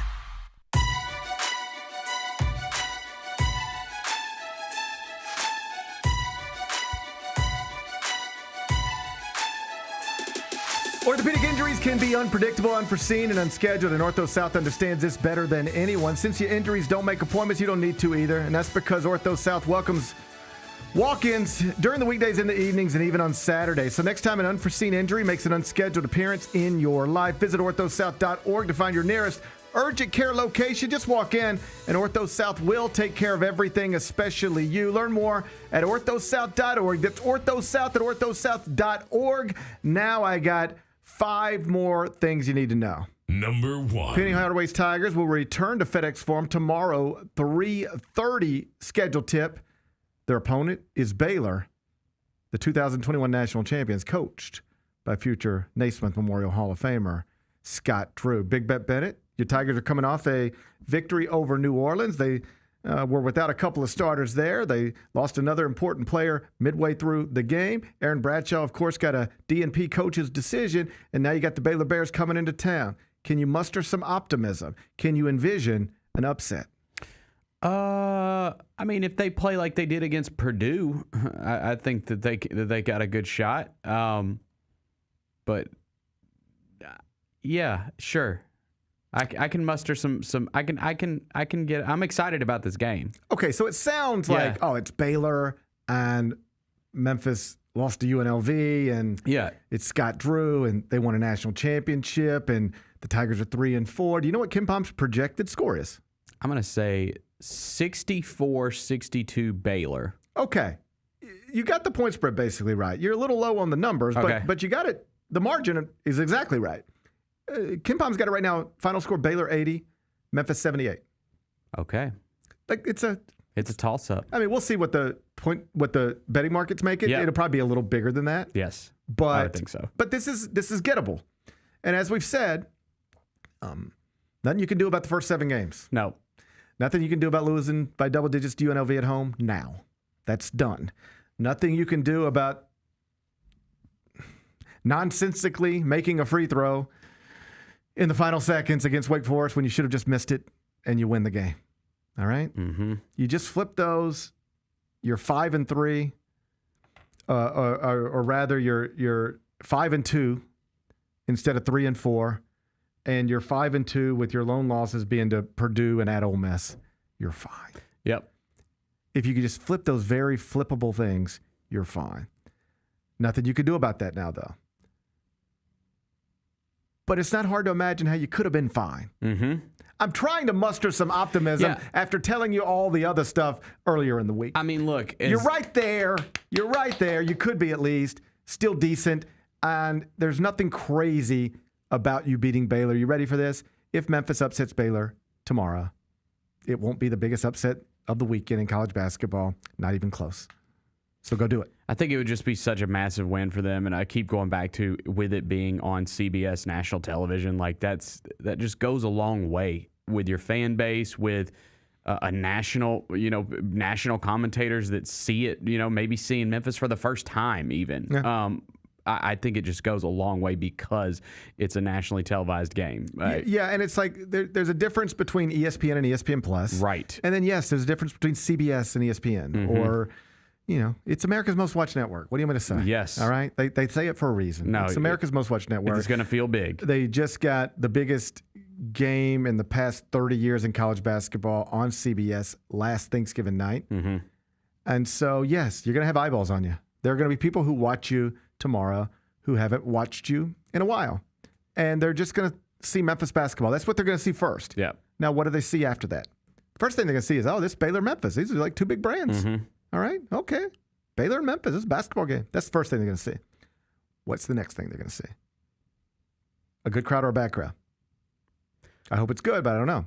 Yeah, I hope it's good. I don't know. I mean, again, that's marathon day. Downtown's gonna be packed. I don't know how many of the people that are coming downtown to spend the day are going to the Tigers game, but you would hope that maybe because of the big crowd that's already going to be down here that you do get more people. So people are going to turn it on, and they're going to say, Baylor, Memphis, this looks good. Let's keep this on. And then what are they going to see? Good crowd, bad crowd? I don't know. Good product, bad product. Good team, bad team. You're going to show them what you were against Purdue? Then you might win a game. Mm-hmm. You're going to show them what you were against UNLV? Then you might lose by 30. It's a big game. Yes. It's a big game. 3:30, CBS. We'll wait to get the point spread. That won't come out till later tonight. But for what it's worth, KenPom's got it Baylor -2, which means this is gettable. There's going to be some in here that are less gettable. At Louisville, that's hard. Yeah. Vanderbilt at home, that seemed gettable a month ago. Those are the 2 games. This Baylor game and that Vanderbilt game where I'm like, can you get one? Can you get one of them? Well, here's the problem with Vanderbilt now. They're projected to win the SEC. Right. Yeah. They're undefeated, blowing out everybody. Yes. And currently projected at KenPom to win the SEC. Vanderbilt was unranked in the preseason. So in the preseason, you're like, well, Vanderbilt at home? We get Vanderbilt at home. Mm-hmm. They're 7th at KenPom now. That's insane. So you got a better shot, at least on paper, of beating Baylor at home than you do Vanderbilt at home. And then at Mississippi State. Mississippi State hasn't been good. Surprisingly, hasn't been good. Go get that. But it's still it's a road game at an SEC environment. That's and right. they got the best player on the floor in Josh Hubbard. So of the next 4 that we've talked about, according to KenPom projections, this is the most winnable one tomorrow against Baylor. So 3:30 tip. Let's see if they can get it. Number 2. Day 6 of the Memphis coaching search. We're in it right now. Mm-hmm. Still no Memphis coach. Do you think that he is coaching in a game tonight? Well, I heard Jess talking about it earlier. And, Jerry Mack is coaching in a game tonight, right, at Kennesaw State. He's the Memphis native who is an obvious candidate. Obvious candidate who's killing it at the mid-major level from Memphis. That's easy. You just put him on everybody's list, right? So he's coaching tonight. Dan Mullen is also coaching UNLV in the Mountain West Conference Championship game. And Jess was like, could you be waiting on Dan Mullen? So he's obviously got a big buyout at UNLV that you're going to have to deal with. And he has already said on the record, and I know this doesn't matter. People go back on their words all the time. But he has said, I'm coaching at UNLV next year. He said that weeks ago, which, you know. Yeah, I mean, if his aspirations are to go back to the SEC, go back to a Power 5 conference, a Power 4 conference, whatever, like in his mind, is it like, well, I just stay here where I'm winning and I can just go from here to there, or is there a more of a stepping stone that you have to take? I'm not sure. Yeah, a lot of the stuff comes down to things behind the scenes that you or I might not be privy to. Yeah. So it's like on a surface level, it's like you got a UNLV job and you're playing for a Mountain West Conference title game. Do you leave that to go get a Memphis job so you can maybe play an American Athletic Conference game? Like it's still just Group of 5 stuff. So like, is that really what you do? But what if Dan says, well, the difference here is like at UNLV, I've got nothing in revenue sharing, and at Memphis, I would have twice as much. At UNLV, NIL is real sketchy. At Memphis, I know FedEx would step up. Like it could just be like, yeah, I can make UNLV about as good as Ryan Silverfield made Memphis, but I can make Memphis really something. That might be the mindset. I don't know. But how would you, let's just take all the speculation aside. Let me just ask you. They announced tomorrow afternoon that Dan Mullen is the next head coach at the University of Memphis. How do you feel about that? I think it'd be a home run. I mean, I just do. I think the guy's a winner. I think that when you look back at what happened in Florida, I mean, dude, I think if you ask Florida fans now, they'd be like, God, we probably should have rode that out a little bit longer. This is the thing. Like, he is a good head coach. We know that. I think we know that. Yes. I mean, he won at Mississippi State where it's impossible to win in the SEC. Okay. And he had them number 1 in the country. He had 2 9-win seasons and a 10-win season at Mississippi State. All right? Eventually gets the Florida job. And people are like, oh, yeah, Dan Mullen didn't make it at Florida. He went 10-3 in year 1, 11-2 in year 2, 8-4 in year 3. But that was 8-3 in the regular season, then lost the Cotton Bowl. So in his first 3 years at Florida, they finished in the AP poll 7th, 6th, and 13th. It was fine. And then this is the way the SEC works now, and I guess Penn State too. You're doing fine. Everything's fine. You're doing fine. And then you have one bad season. And then you get off to a bad season. They're like, we can't handle this. Right. You got to go. And you're exactly right. Like John Summerall might be great at Tulane. I mean, at Florida, coming from Tulane. How do you know John Summerall's better than the Dan Mullen you fired in 2021? How do you know that? Yeah, I mean, if you go back and ask if Florida... right now I just said, hey, any college in America, you could have John Summerall or Dan Mullen, there would be conversations about that. And at Florida, you paid millions of dollars to fire Dan Mullen so you could one day, after messing up with Billy Napier, hire John Summerall. I just think that... I don't know how realistic it is. That one, I'm like, I don't know if that... Like, I don't really know if I could envision it. I don't know that Dan would do it. I'm convinced Jerry Mack would take your job. That'd be crazy. That's a big step up. Yes, right. I don't know that Dan Mullen would. But with all due respect to Jerry Mack and every other candidate, if we are in some ways calling this the most important hire in Memphis history, I don't know what the best hire you could make is. It could be whoever the next Dan Lanning is. Find that guy, right? But if this is the most important hire in Memphis football history for a variety of reasons, I don't know what the best hire would be. But I think I know what the safest is. And that would be Dan Mullen. Yeah, I mean, I think... he's only 53 years old. That's the other thing. He would win. I mean, there's like just you think no of him like he's mind. been around forever. He's only 53. Right. All right? He's young in the coaching profession. And he has won big at 2 different SEC schools. He's won double-digit games at 2 different SEC schools. Finished in the top 15 of the AP poll at multiple SEC schools. Had Mississippi State, like you said, ranked way up there.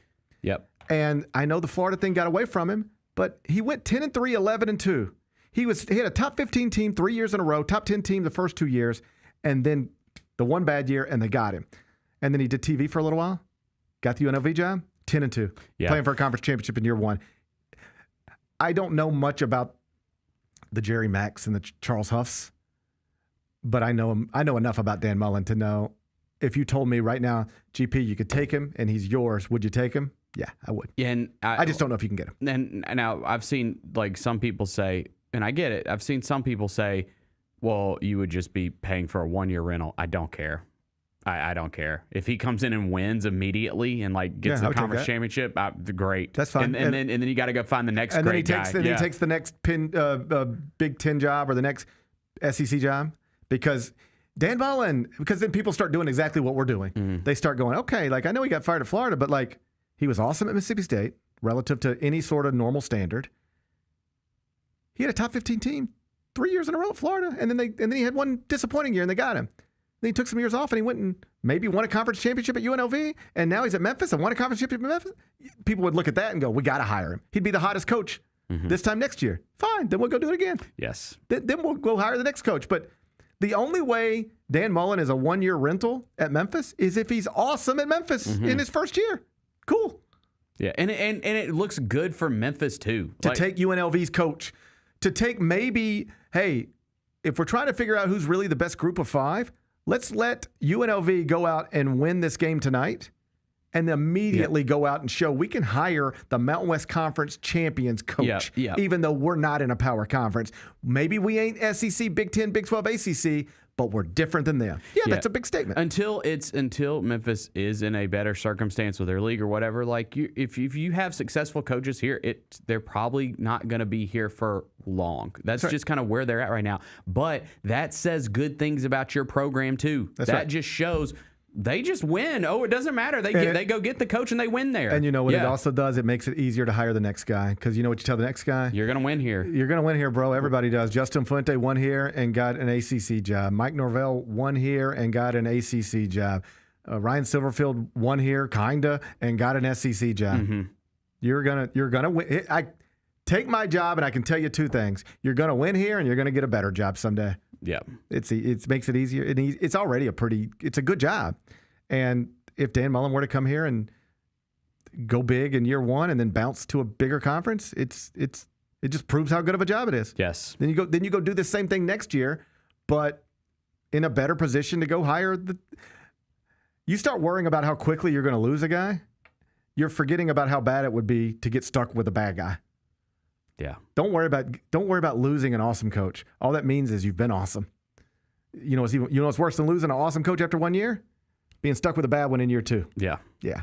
If you could bring me a Dan Mullen, I'd take a Dan Mullen, but it's still up in the air whether or not you could pull that off. Either way, this is an interesting night for Memphis football fans. I'm going to be paying attention for sure. On one hand, it's a sad night. Yeah. I mean, we're going to watch. We should be here. Yeah, it should be us. Yeah. I mean, it's 7 o'clock on ABC tonight, North Texas and Tulane. All right? That should be us. All right? So that's kind of sad. But Jerry Mack will be coaching Kennesaw State against Jacksonville State in the CUSA Championship. That's at 6 o'clock on CBS Sports Network. And then Dan Mullen coaching UNLV in the Mountain West Championship, 7 o'clock on Fox. So maybe the next Memphis coach is working tonight. We'll see. Okay. Number 3. The Penn State coaching search is now reportedly centered on Matt Campbell at Ohio State. Now, I have nothing bad to say about Matt Campbell. Everything I know about him suggests that he's a perfectly qualified and competent college football coach, has done nice things at Iowa State.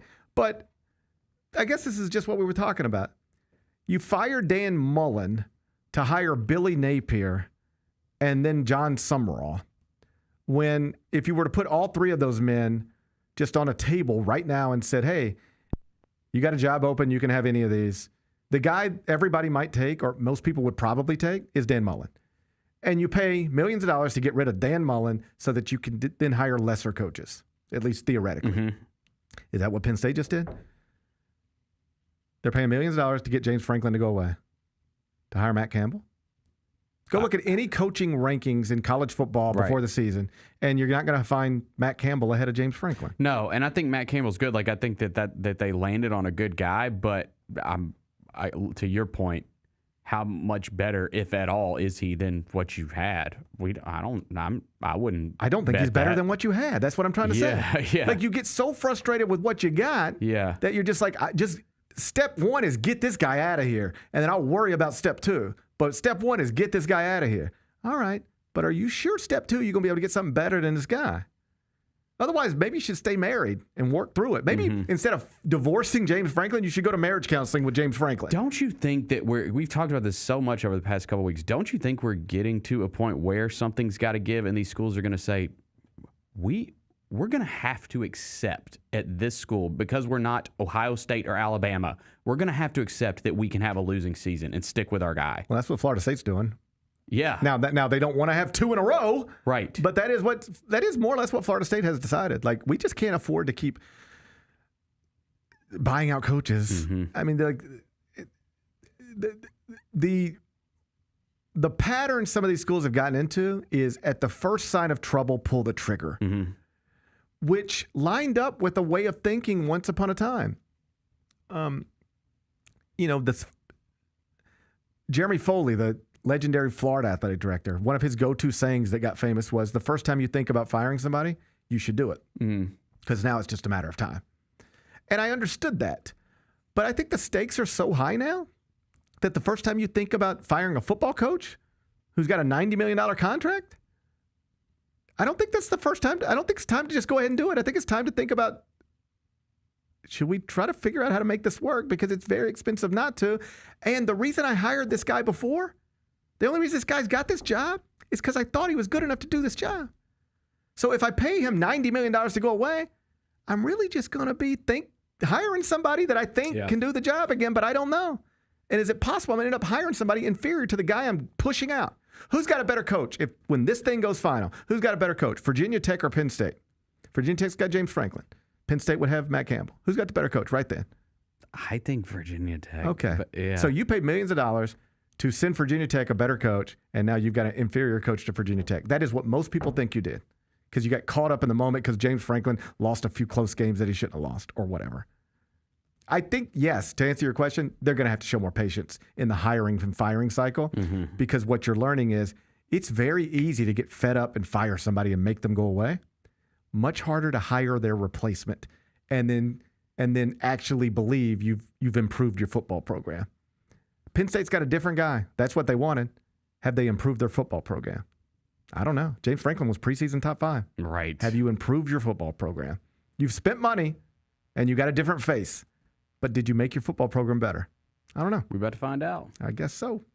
Number 4. Confirmed for College Game Day on Saturday morning, Lane Kiffin, the LSU football coach. This will be good because he has been criticized very publicly by Reese Davis. Oh, yeah, that's right. I didn't even think about that. These are the people that he has to sit down and talk to. Yeah. By the way, when Reese Davis is tired of your bullshit, right. Reese Davis is the nicest man in the world. Yeah. He's not mad at anybody. Guy, right. He's not even his job to be mad at anybody. It's his job to be and there's Pat McAfee over here. Hey, Coach Saban, what do you think? He's very good at his job, but that's his job. His job is not to be emotional about anything. He's a host. He's just supposed to get you in and out of breaks and keep the conversation moving.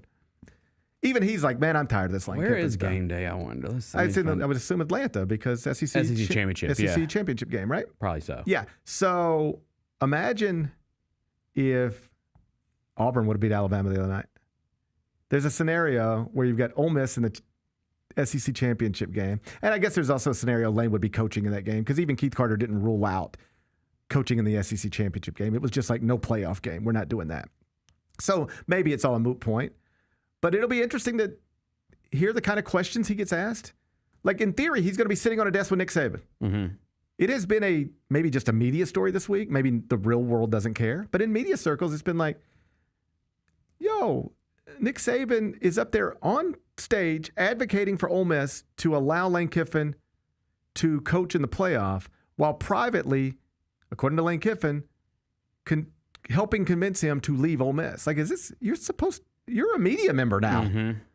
Not to mention an Alabama employee, but these are a lot of real blurry lines. Is this okay? And the answer is probably it is what it is. It's 2025 and it is what it is. But there's been a lot of interesting conversations happening around the whole Lane Kiffin Game Day CAA stuff. I mean, that's what it is. I see my neighbors who are Ole Miss grads. They're tweeting, they're mad at CAA. Oh, damn. Because CAA is Jimmy Sexton, and it's It's Lane Kiffin and it's Nick Saban and it's a big thing. So it'll be interesting to see how they There's been a lot of criticism in journalism circles about how Gameday handled the Lane Kiffin situation. Because if you watched it last week, it didn't line up with the way the rest of the world was talking about it. I try not to criticize other people on television because, we're all just doing our jobs. But as I was watching that last week, I was like, this is wrong. Because it felt like you had some people trying. First off, you could tell he was leaving for LSU just by the way they talked about it on that set. Because they were like, still got to figure out what he's going to do. But I really think even if he goes, they should let him play coach in the playoff. It was all set up. The whole conversation was set up. If he goes, I think he should coach in the playoff. So that was like, oh, he's going, and they know. And this is the way people talk all the time. You could turn on basketball shows, and we're like, well, you wonder, could this be the last game at Kentucky for John Calipari? If you see somebody say that on TV, you already know. Somebody's been like, this was maybe the last game for John Calipari. Yeah. So I could tell by the way they were talking about it, we'll see if he can pull the trigger, but he has led them to believe he is going to LSU. In their little production meetings, when they're in the trailer, before they go out on stage, they're like, man, can you believe Lane's really going to do this? And then when they were talking about it, everybody on that set that spoke about it said, I think he should be allowed to coach Ole Miss through the playoff, even if he's not at Ole Miss anymore, even if he leaves for LSU. Nobody pushed back on it. And if you compare that to the way the rest of the world was talking, it just didn't line up with reality. The rest of the world was saying, what a scumbag if you're going to leave these young people that you brought to Oxford under the promise of let's go win a national championship, and then you're going to walk away from them right before you're about to host a playoff game? That's a scummy thing to do, man. And nobody on that set even hinted at that. They were all like, LSU's an amazing job, and if Lane goes, Ole Miss should let him keep coaching. It was like, what? Nobody else is saying this except for you guys who all are associated with Lane Kiffin or CAA. So it'll be interesting to see how they handle this tomorrow because there'll be a lot of journalism people watching to see how they handle this. Does anybody challenge Lane? Because it's now been reported, like he's told a bunch of stories. And Keith Carter, his athletic director, has said, none of these stories are not true. Are people going to push back on that? Lane, you said earlier in the week that the Ole Miss players begged you to keep coaching them throughout the playoff, even after you were leaving for LSU. Your athletic director said that didn't happen. Multiple players have said that did not happen. In fact, they were ready for you to go. Your response? That you're not getting that.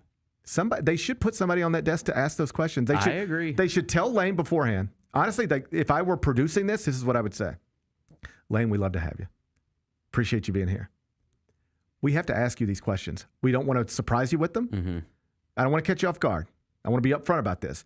But we got to ask you these questions because if not, then we're the ones getting criticized for not asking those questions.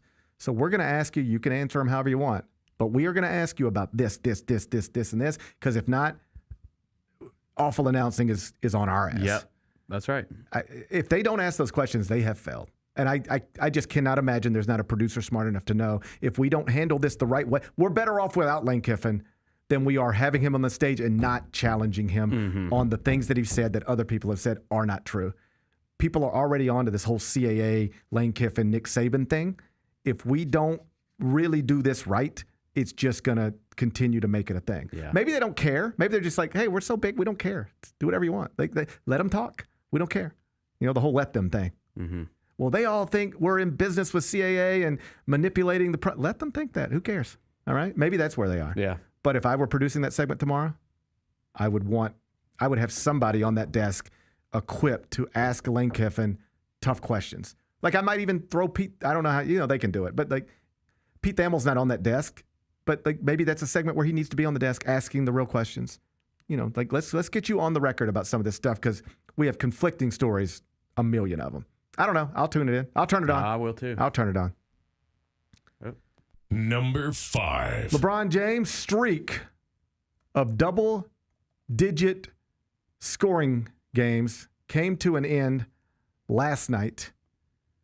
It is stopped in a victory over the Toronto Raptors at 1,297 consecutive games. He had 8 points, ball in his hands, passed it to the corner, made the right basketball play, unselfish king. Could have tried to get the game winner himself and continue his double-digit streak, but he made the smart basketball play, just like our king has always told us he would do.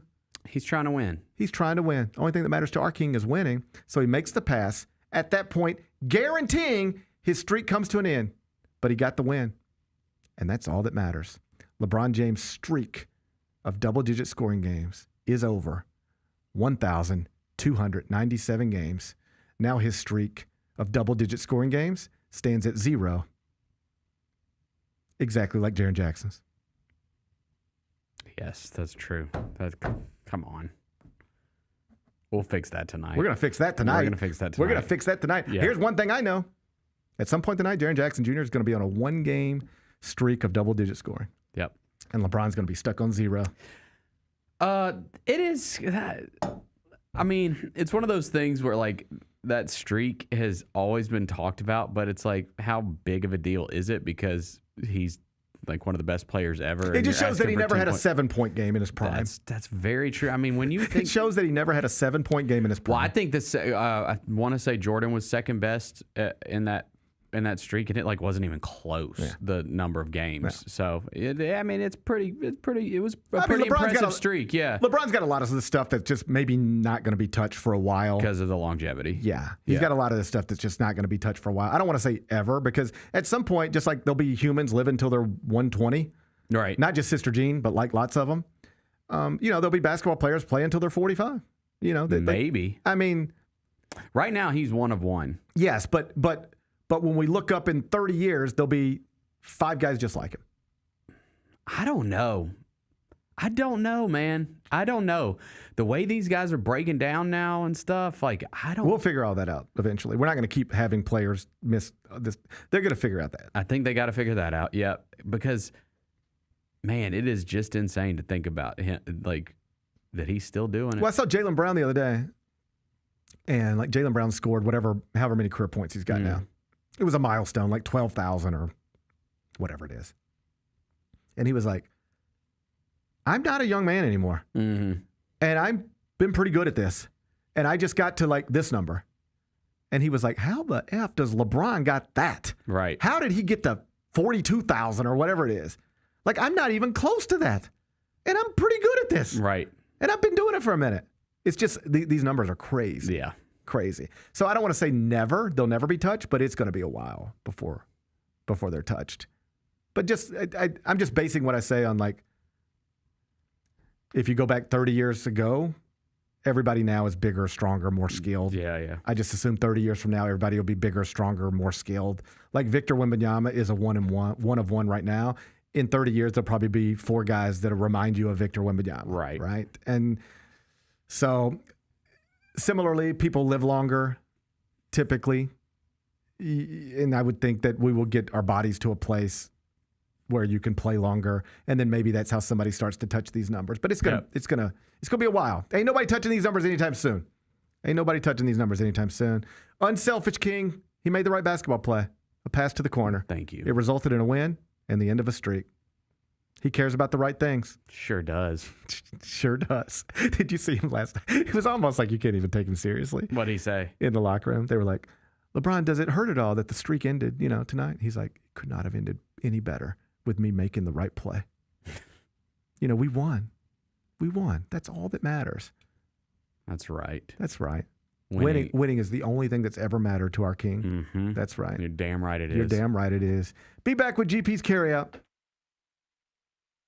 Grizzlies fans, dunks, dimes, and no looks are great on TV, but nothing compares to catching them IRL. And that starts with buying tickets at Ticketmaster, the official ticket marketplace of the Memphis Grizzlies and the NBA. Ticketmaster gets you to the game so you can catch every highlight in person. From seeing your favorite Grizzly stars up close to hearing the squeak of the sneakers on the hardwood. Put that jersey collection to use and get tickets at Ticketmaster. There's no better brag than saying you saw it live. See you courtside, Memphis.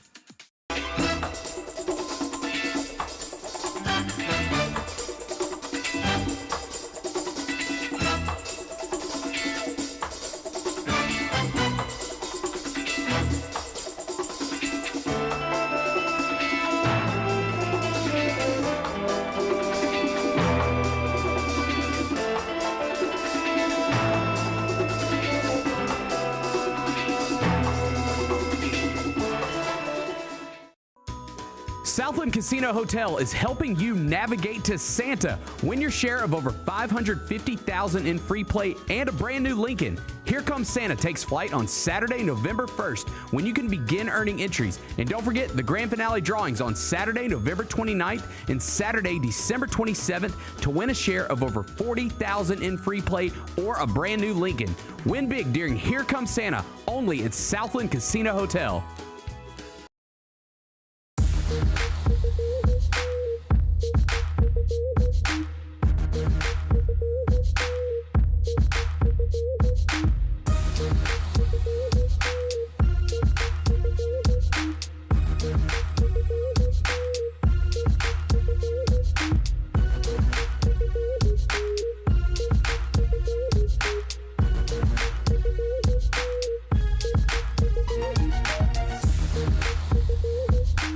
Grizz Nation, Friday night just got a whole lot better. Introducing Buckets and Brews, the ultimate way to tip off your weekend. Every Friday this season, grab a terrace-level ticket to the Grizz game and 2 12-ounce Miller Lights for just $55. Get great seats, cold brews, and Grizzlies basketball. It's everything you need to start your weekend off right. So get the deal that's too cold to hold.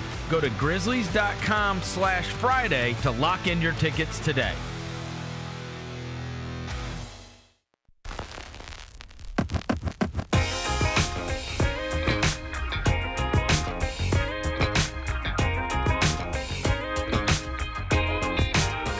Be sure to get one of the 3 Grind City media rolls at Sticks Express. It's right here in downtown Memphis because a portion of the proceeds from the roll that sells the most will go to a charity of our choice. I got a bone to pick. What? I got the numbers back. Yeah. The preliminary numbers, like the early returns. It'd be like a first quarter score. Yep. Because there's a Chris Vernon roll, there's a Jessica Benson roll, and there's a Gary Parrish roll. Mm-hmm. Now you might be thinking, hey, I thought there was a Gary Parrish roll like dating way back, like 2010 range at Bluefin downtown. I think I had a GP roll, and they told me it was the best-selling roll at Bluefin in the history of Bluefin. So is that the same roll? And I'm like, glad you remember. It is. The award-winning Gary Parrish roll has now been moved to Sticks. All right? How about that? All right? So I'm like, there's proof in concept. I created a roll, I sold it downtown, and it was the best-selling roll in the history of Bluefin. Yep. That's what I was told, at least. All right? So if I know this works here, I'm just taking it a few hundred feet here. Mm-hmm. And then I got the early returns. Secret recipe. I don't think people are supposed to say secret recipes into microphones. Otherwise, they lose their secrecy. Mm-hmm. But eel sauce. Oh, I love it. It's so good. I really don't know what my special recipe is. Here's my point. What's going on? I designed a roll. It became the best-selling roll in the history of downtown Memphis. Mm-hmm. I'm not trying to brag, but it's true. Yeah. Numbers are numbers. Numbers are numbers. All right? So I'm like, I'll just take this over to Sticks. Win this, knock out Chris and Jess. No problem. I got the early numbers. What's up? They're both beating me. They're both really? Their rolls are both outselling my roll. Well, I've had all 3. Now, I didn't purchase the Jessica or Chris roll. I tried those they brought some because I didn't want to skew the numbers. Thank you. Yeah. And so I purchased the Gary Parrish roll. I got to say, man, yours is way more of like a real sushi roll. Of course it is. Here's what... It's Kyra's favorite too. Thank you, Kyra. Here's what Jess and Chris did. They catered to the obesity problem in oh my God. in the greater Memphis area. They catered to the obesity problem in the greater Memphis area. You know what they did? Because I was there. I was sitting right by them. Yeah. We were all given an option to fry our rolls. Yes. Theirs Okay? are both fried. Yes. Theirs are both fried. Uh-huh. Mine isn't. No. Because I'm trying to keep it true to my heritage. Yours is like a very fresh sushi roll, which is what I like when I get sushi. Thank you, Bennett. Thank you. But they try to cater to the obesity problem in Memphis. I heard Jess, it came out of her mouth. This is what she said. I was like, Jess, are you going to fry yours? And she was like, yeah. Have you seen them? You know, these fatties walking around downtown Memphis? Damn. And I was like, Jessica, we're not going to body shame Memphians. And she was like, no, they're fat, disgusting. And I know they'll walk in to get a Grind City media roll. And if I've got a fried option and you've got a not fried option, I know what these fatties in downtown Memphis are going to do. They're going to take the fried option every time. And then Vernon was like, yeah, I see those fatties too. So Vernon and Jess were sitting at Sticks talking about Shameful. the fatties will eat our fried rolls. And I was like, I hear where you're coming from. I've seen the numbers, but I'm going to trust that. I'm going to stay true to myself. I'm going to trust that despite our obesity problem in Memphis, people are going to walk in to Sticks downtown and they're going to go, I'm here to get an actual roll. Mm-hmm. If I want to fry something, I'll go to Gus's for that. Yeah. I'm not at Gus's. This isn't the Grind City Media Gus's competition where everything's fried. Mm-hmm. We're making sushi, but they fried them, and people are responding to that. You want to know why? Obesity problem. That's not It true is at true. all. It's That is not accurate. They played into the obesity problem. They made good rolls too, man. No. They made good rolls too. No. They fried them. And I think you have the superior roll. I do think you have the superior roll. And I'm not just saying that because I'm a part of this show. I'm saying it because I think it's a superior roll. Yeah. And Kyra agrees. Yeah. All right. Well, then do you want to be heavy your whole life or not? Huh? Do you want to be heavy your whole life or not? It's a question. No. Okay. Then don't eat fried rolls. Eat unfried rolls. Eat the Gary Parrish roll at Sticks Express in downtown. That's a read, isn't it? That's a read. I think I got off script a little bit. Yeah, use promo code STICKS901, please. I think I got off script a little bit. Okay. The script's right in front of me. I think I got off script a little bit. Let me pick up where the script is. Yeah. What's up? Order online with code STICKS901. Yes. And knock 10% off your tab. Sticks Express, fast, fresh, always a slam dunk. And you can come see the Collierville location too. All right, back on script. Yep. Let's do carry out. Okay. All right. It's time for GP's carry. I was surprised when Jessica started calling everybody fatties. I didn't think she talked like that. I didn't think she was like that. I didn't think she talked like that. But you don't know people away from the microphone. It's most of it. What did we miss today? Hey, can I update you on this Penn State situation? What's going on? Oh, they're in the final stages. They're negotiating in the final stages with Matt Campbell. Matt Campbell's going to be the next head coach of Penn State. Okay. That's according to, I want to give proper credit. Pete Thamel is reporting it. Ross Dellinger also reporting it. So, Penn State, you've paid millions of dollars to get rid of James Franklin, to hire Matt Campbell, fine football coach. I'd be happy if he coached the Tigers. But I think if you were ranking college football coaches, most people would put James Franklin ahead of Matt Campbell. And so what that means, Penn State did, is fire James Franklin, spend millions of dollars to do it, go on a 50-day coaching search where they offered their job to 1 million people and got a lot of folks raises, and then settled on Matt Campbell at Iowa State. Might be fine, but, buddy, I don't know if you took a good path to get here. Might work out well, but you took a crazy path to this point. What's today's biggest game? It should have been us. Oh, we're going here, huh? I'm gonna make you feel it. All right. North Texas against vulnerable Tulane. 7 o'clock on ABC. It's the American Championship. Remember when we used to play in the American Championship? Mm-hmm. I do remember. It's been a minute. We used to do it every year. Mm-hmm. We played it every year. Been a minute. We'd even win it sometimes. That was fun, wasn't it? We'll get back. We're gonna get back. I hope so. This new coach that we're gonna find out about, hopefully within the next 24 hours, is we're gonna get back. I hope so. Yeah. Tonight we're just reduced to being spectators. Okay. Ryan Silverfield's over there firing up the Arkansas student section. We're stuck here in Memphis. Yeah. He's over there with his $35 million contract. He's the one that put us in this situation.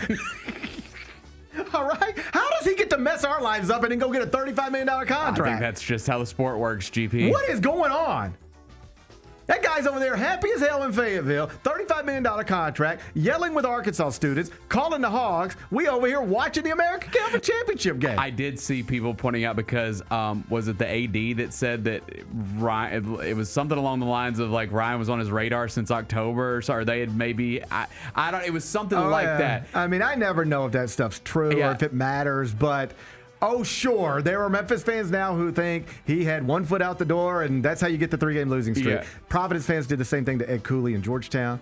I don't know. I don't even know if it matters. Like you think Lane Kiffin had 1 foot out the door It certainly Yes. looks like it, and they were still fine. I completely agree with Right. that. So I it's don't just- think it's a. I just don't. I don't buy that sentiment. I think it cuts both. I think it's convenient to say when a coach loses a game he's not supposed to lose. He wasn't focused the right way. Right. In reality, sometimes coaches just lose games they weren't supposed to lose, Yeah. and there's because that's sports. Yeah. But I don't know why he gets to be so happy. I know. I want our happiness back. I gotta drown myself in my sorrows and watch vulnerable Tulane and North Texas play in the American Championship game. I don't know why he gets to be so happy. You sure do. He's responsible for this. I'm not the one that lost 3 straight. How you get to lose 3 straight, screw up my Friday night, and then get $35 million, be happy in Fayetteville? Yeah. That don't seem fair. This man ruined my Friday night. I'm happy for him. I don't mean to get it twisted up. Yeah, I'm happy I for got him. it. I still have love in my heart. But I should be watching my alma mater tonight. And the only reason I'm not is because happy-ass Ryan Silverfield lost 3 straight games. Crazy. Anyway, kickoff's at 7 on ABC. North Texas minus 2.5, total 66.5. How you going to act? Okay, is there funny business going on here? You think there's funny business? I mean, it's in New Orleans. Yeah. Tulane's a 2.5-point dog. Summerall's coaching in the game. Yes. I want to say that North Texas's coach is also coaching. I believe everybody's coach is going to be coaching. Everybody's coaching. I'm gonna say I don't know nothing about North Texas. We didn't play them this year. I don't care about them. Give me vulnerable Tulane. Give me vulnerable Tulane. You're going to take vulnerable Tulane as a home underdog. Give me vulnerable Tulane. Okay, Bennett said he wants vulnerable Tulane as a home underdog. 7 o'clock on ABC. What are we watching on TV? Okay. We get SmackDown on USA Network tonight. Mm-hmm. I'm real disappointed. Why? First off, you and I were over here talking last Monday about the mystery man. Who's the mystery man? Yeah. Who is the mystery man? And then they come on Raw. Yeah, the next night, yeah. And nothing. We get nothing. 2 nights later, yeah. We get nothing. Did we get anything? Mm-mm. Okay. So then I see a clip making the rounds. It's the Grind City Mini Wrestling Show. Mm-hmm. And I'm like, oh. And it's like, who is the mystery man? I'm like, this is great. Devin's going to tell me. And then I click on there. You know what they did? They were like, who is the mystery man? They were just asking each other. Yeah. And I was like, I was hoping one of you would know. I bet one of them does know, actually. I was hoping one of them would say it. Yeah. Who is the mystery man? Don't ask me. This is like when Rikishi was the mystery man when he ran over Stone Cold with his car. But now, do back you have in to the day. pay it off? Like, does it? Because sometimes you do stuff like this, and like if it's somebody, it's just going to be like, well, that was disappointing. Who cares about that guy? Does it have to be somebody notable for this to matter? Walk me through this. I think it's got to be notable. It's got to be somebody notable, or else I'm just going to say I don't care.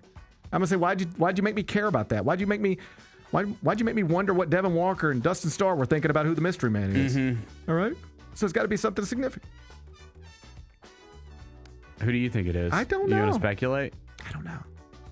The streets are saying Austin Theory. But do the streets care about Austin Theory? Like, why do I care about Austin Theory? Do people care about Austin Theory? Maybe I just have a blind No, spot. I don't think so. No. You know, sometimes I'll be like, I guess people like Chapel Roan. You know, I'm just like, I guess that's a thing now. Mm-hmm. Do people like Austin Theory? I'm not sure. I just don't care about him. So if Austin, He looks the part. Yeah, I mean, he looks like he works out. He looks like he's got a gym membership. I'll give him that. Yep. But if you tell me the mystery man's Austin Theory, I'm gonna tell you, why'd you even make me think about that for a second? Anyway, tonight, 7 o'clock, SmackDown. I'm gonna be rooting for vulnerable Tulane. I mean, I'm gonna be on an airplane. Yeah. Probably cross-eyed and sleep. I'll be cross-eyed asleep on an airplane.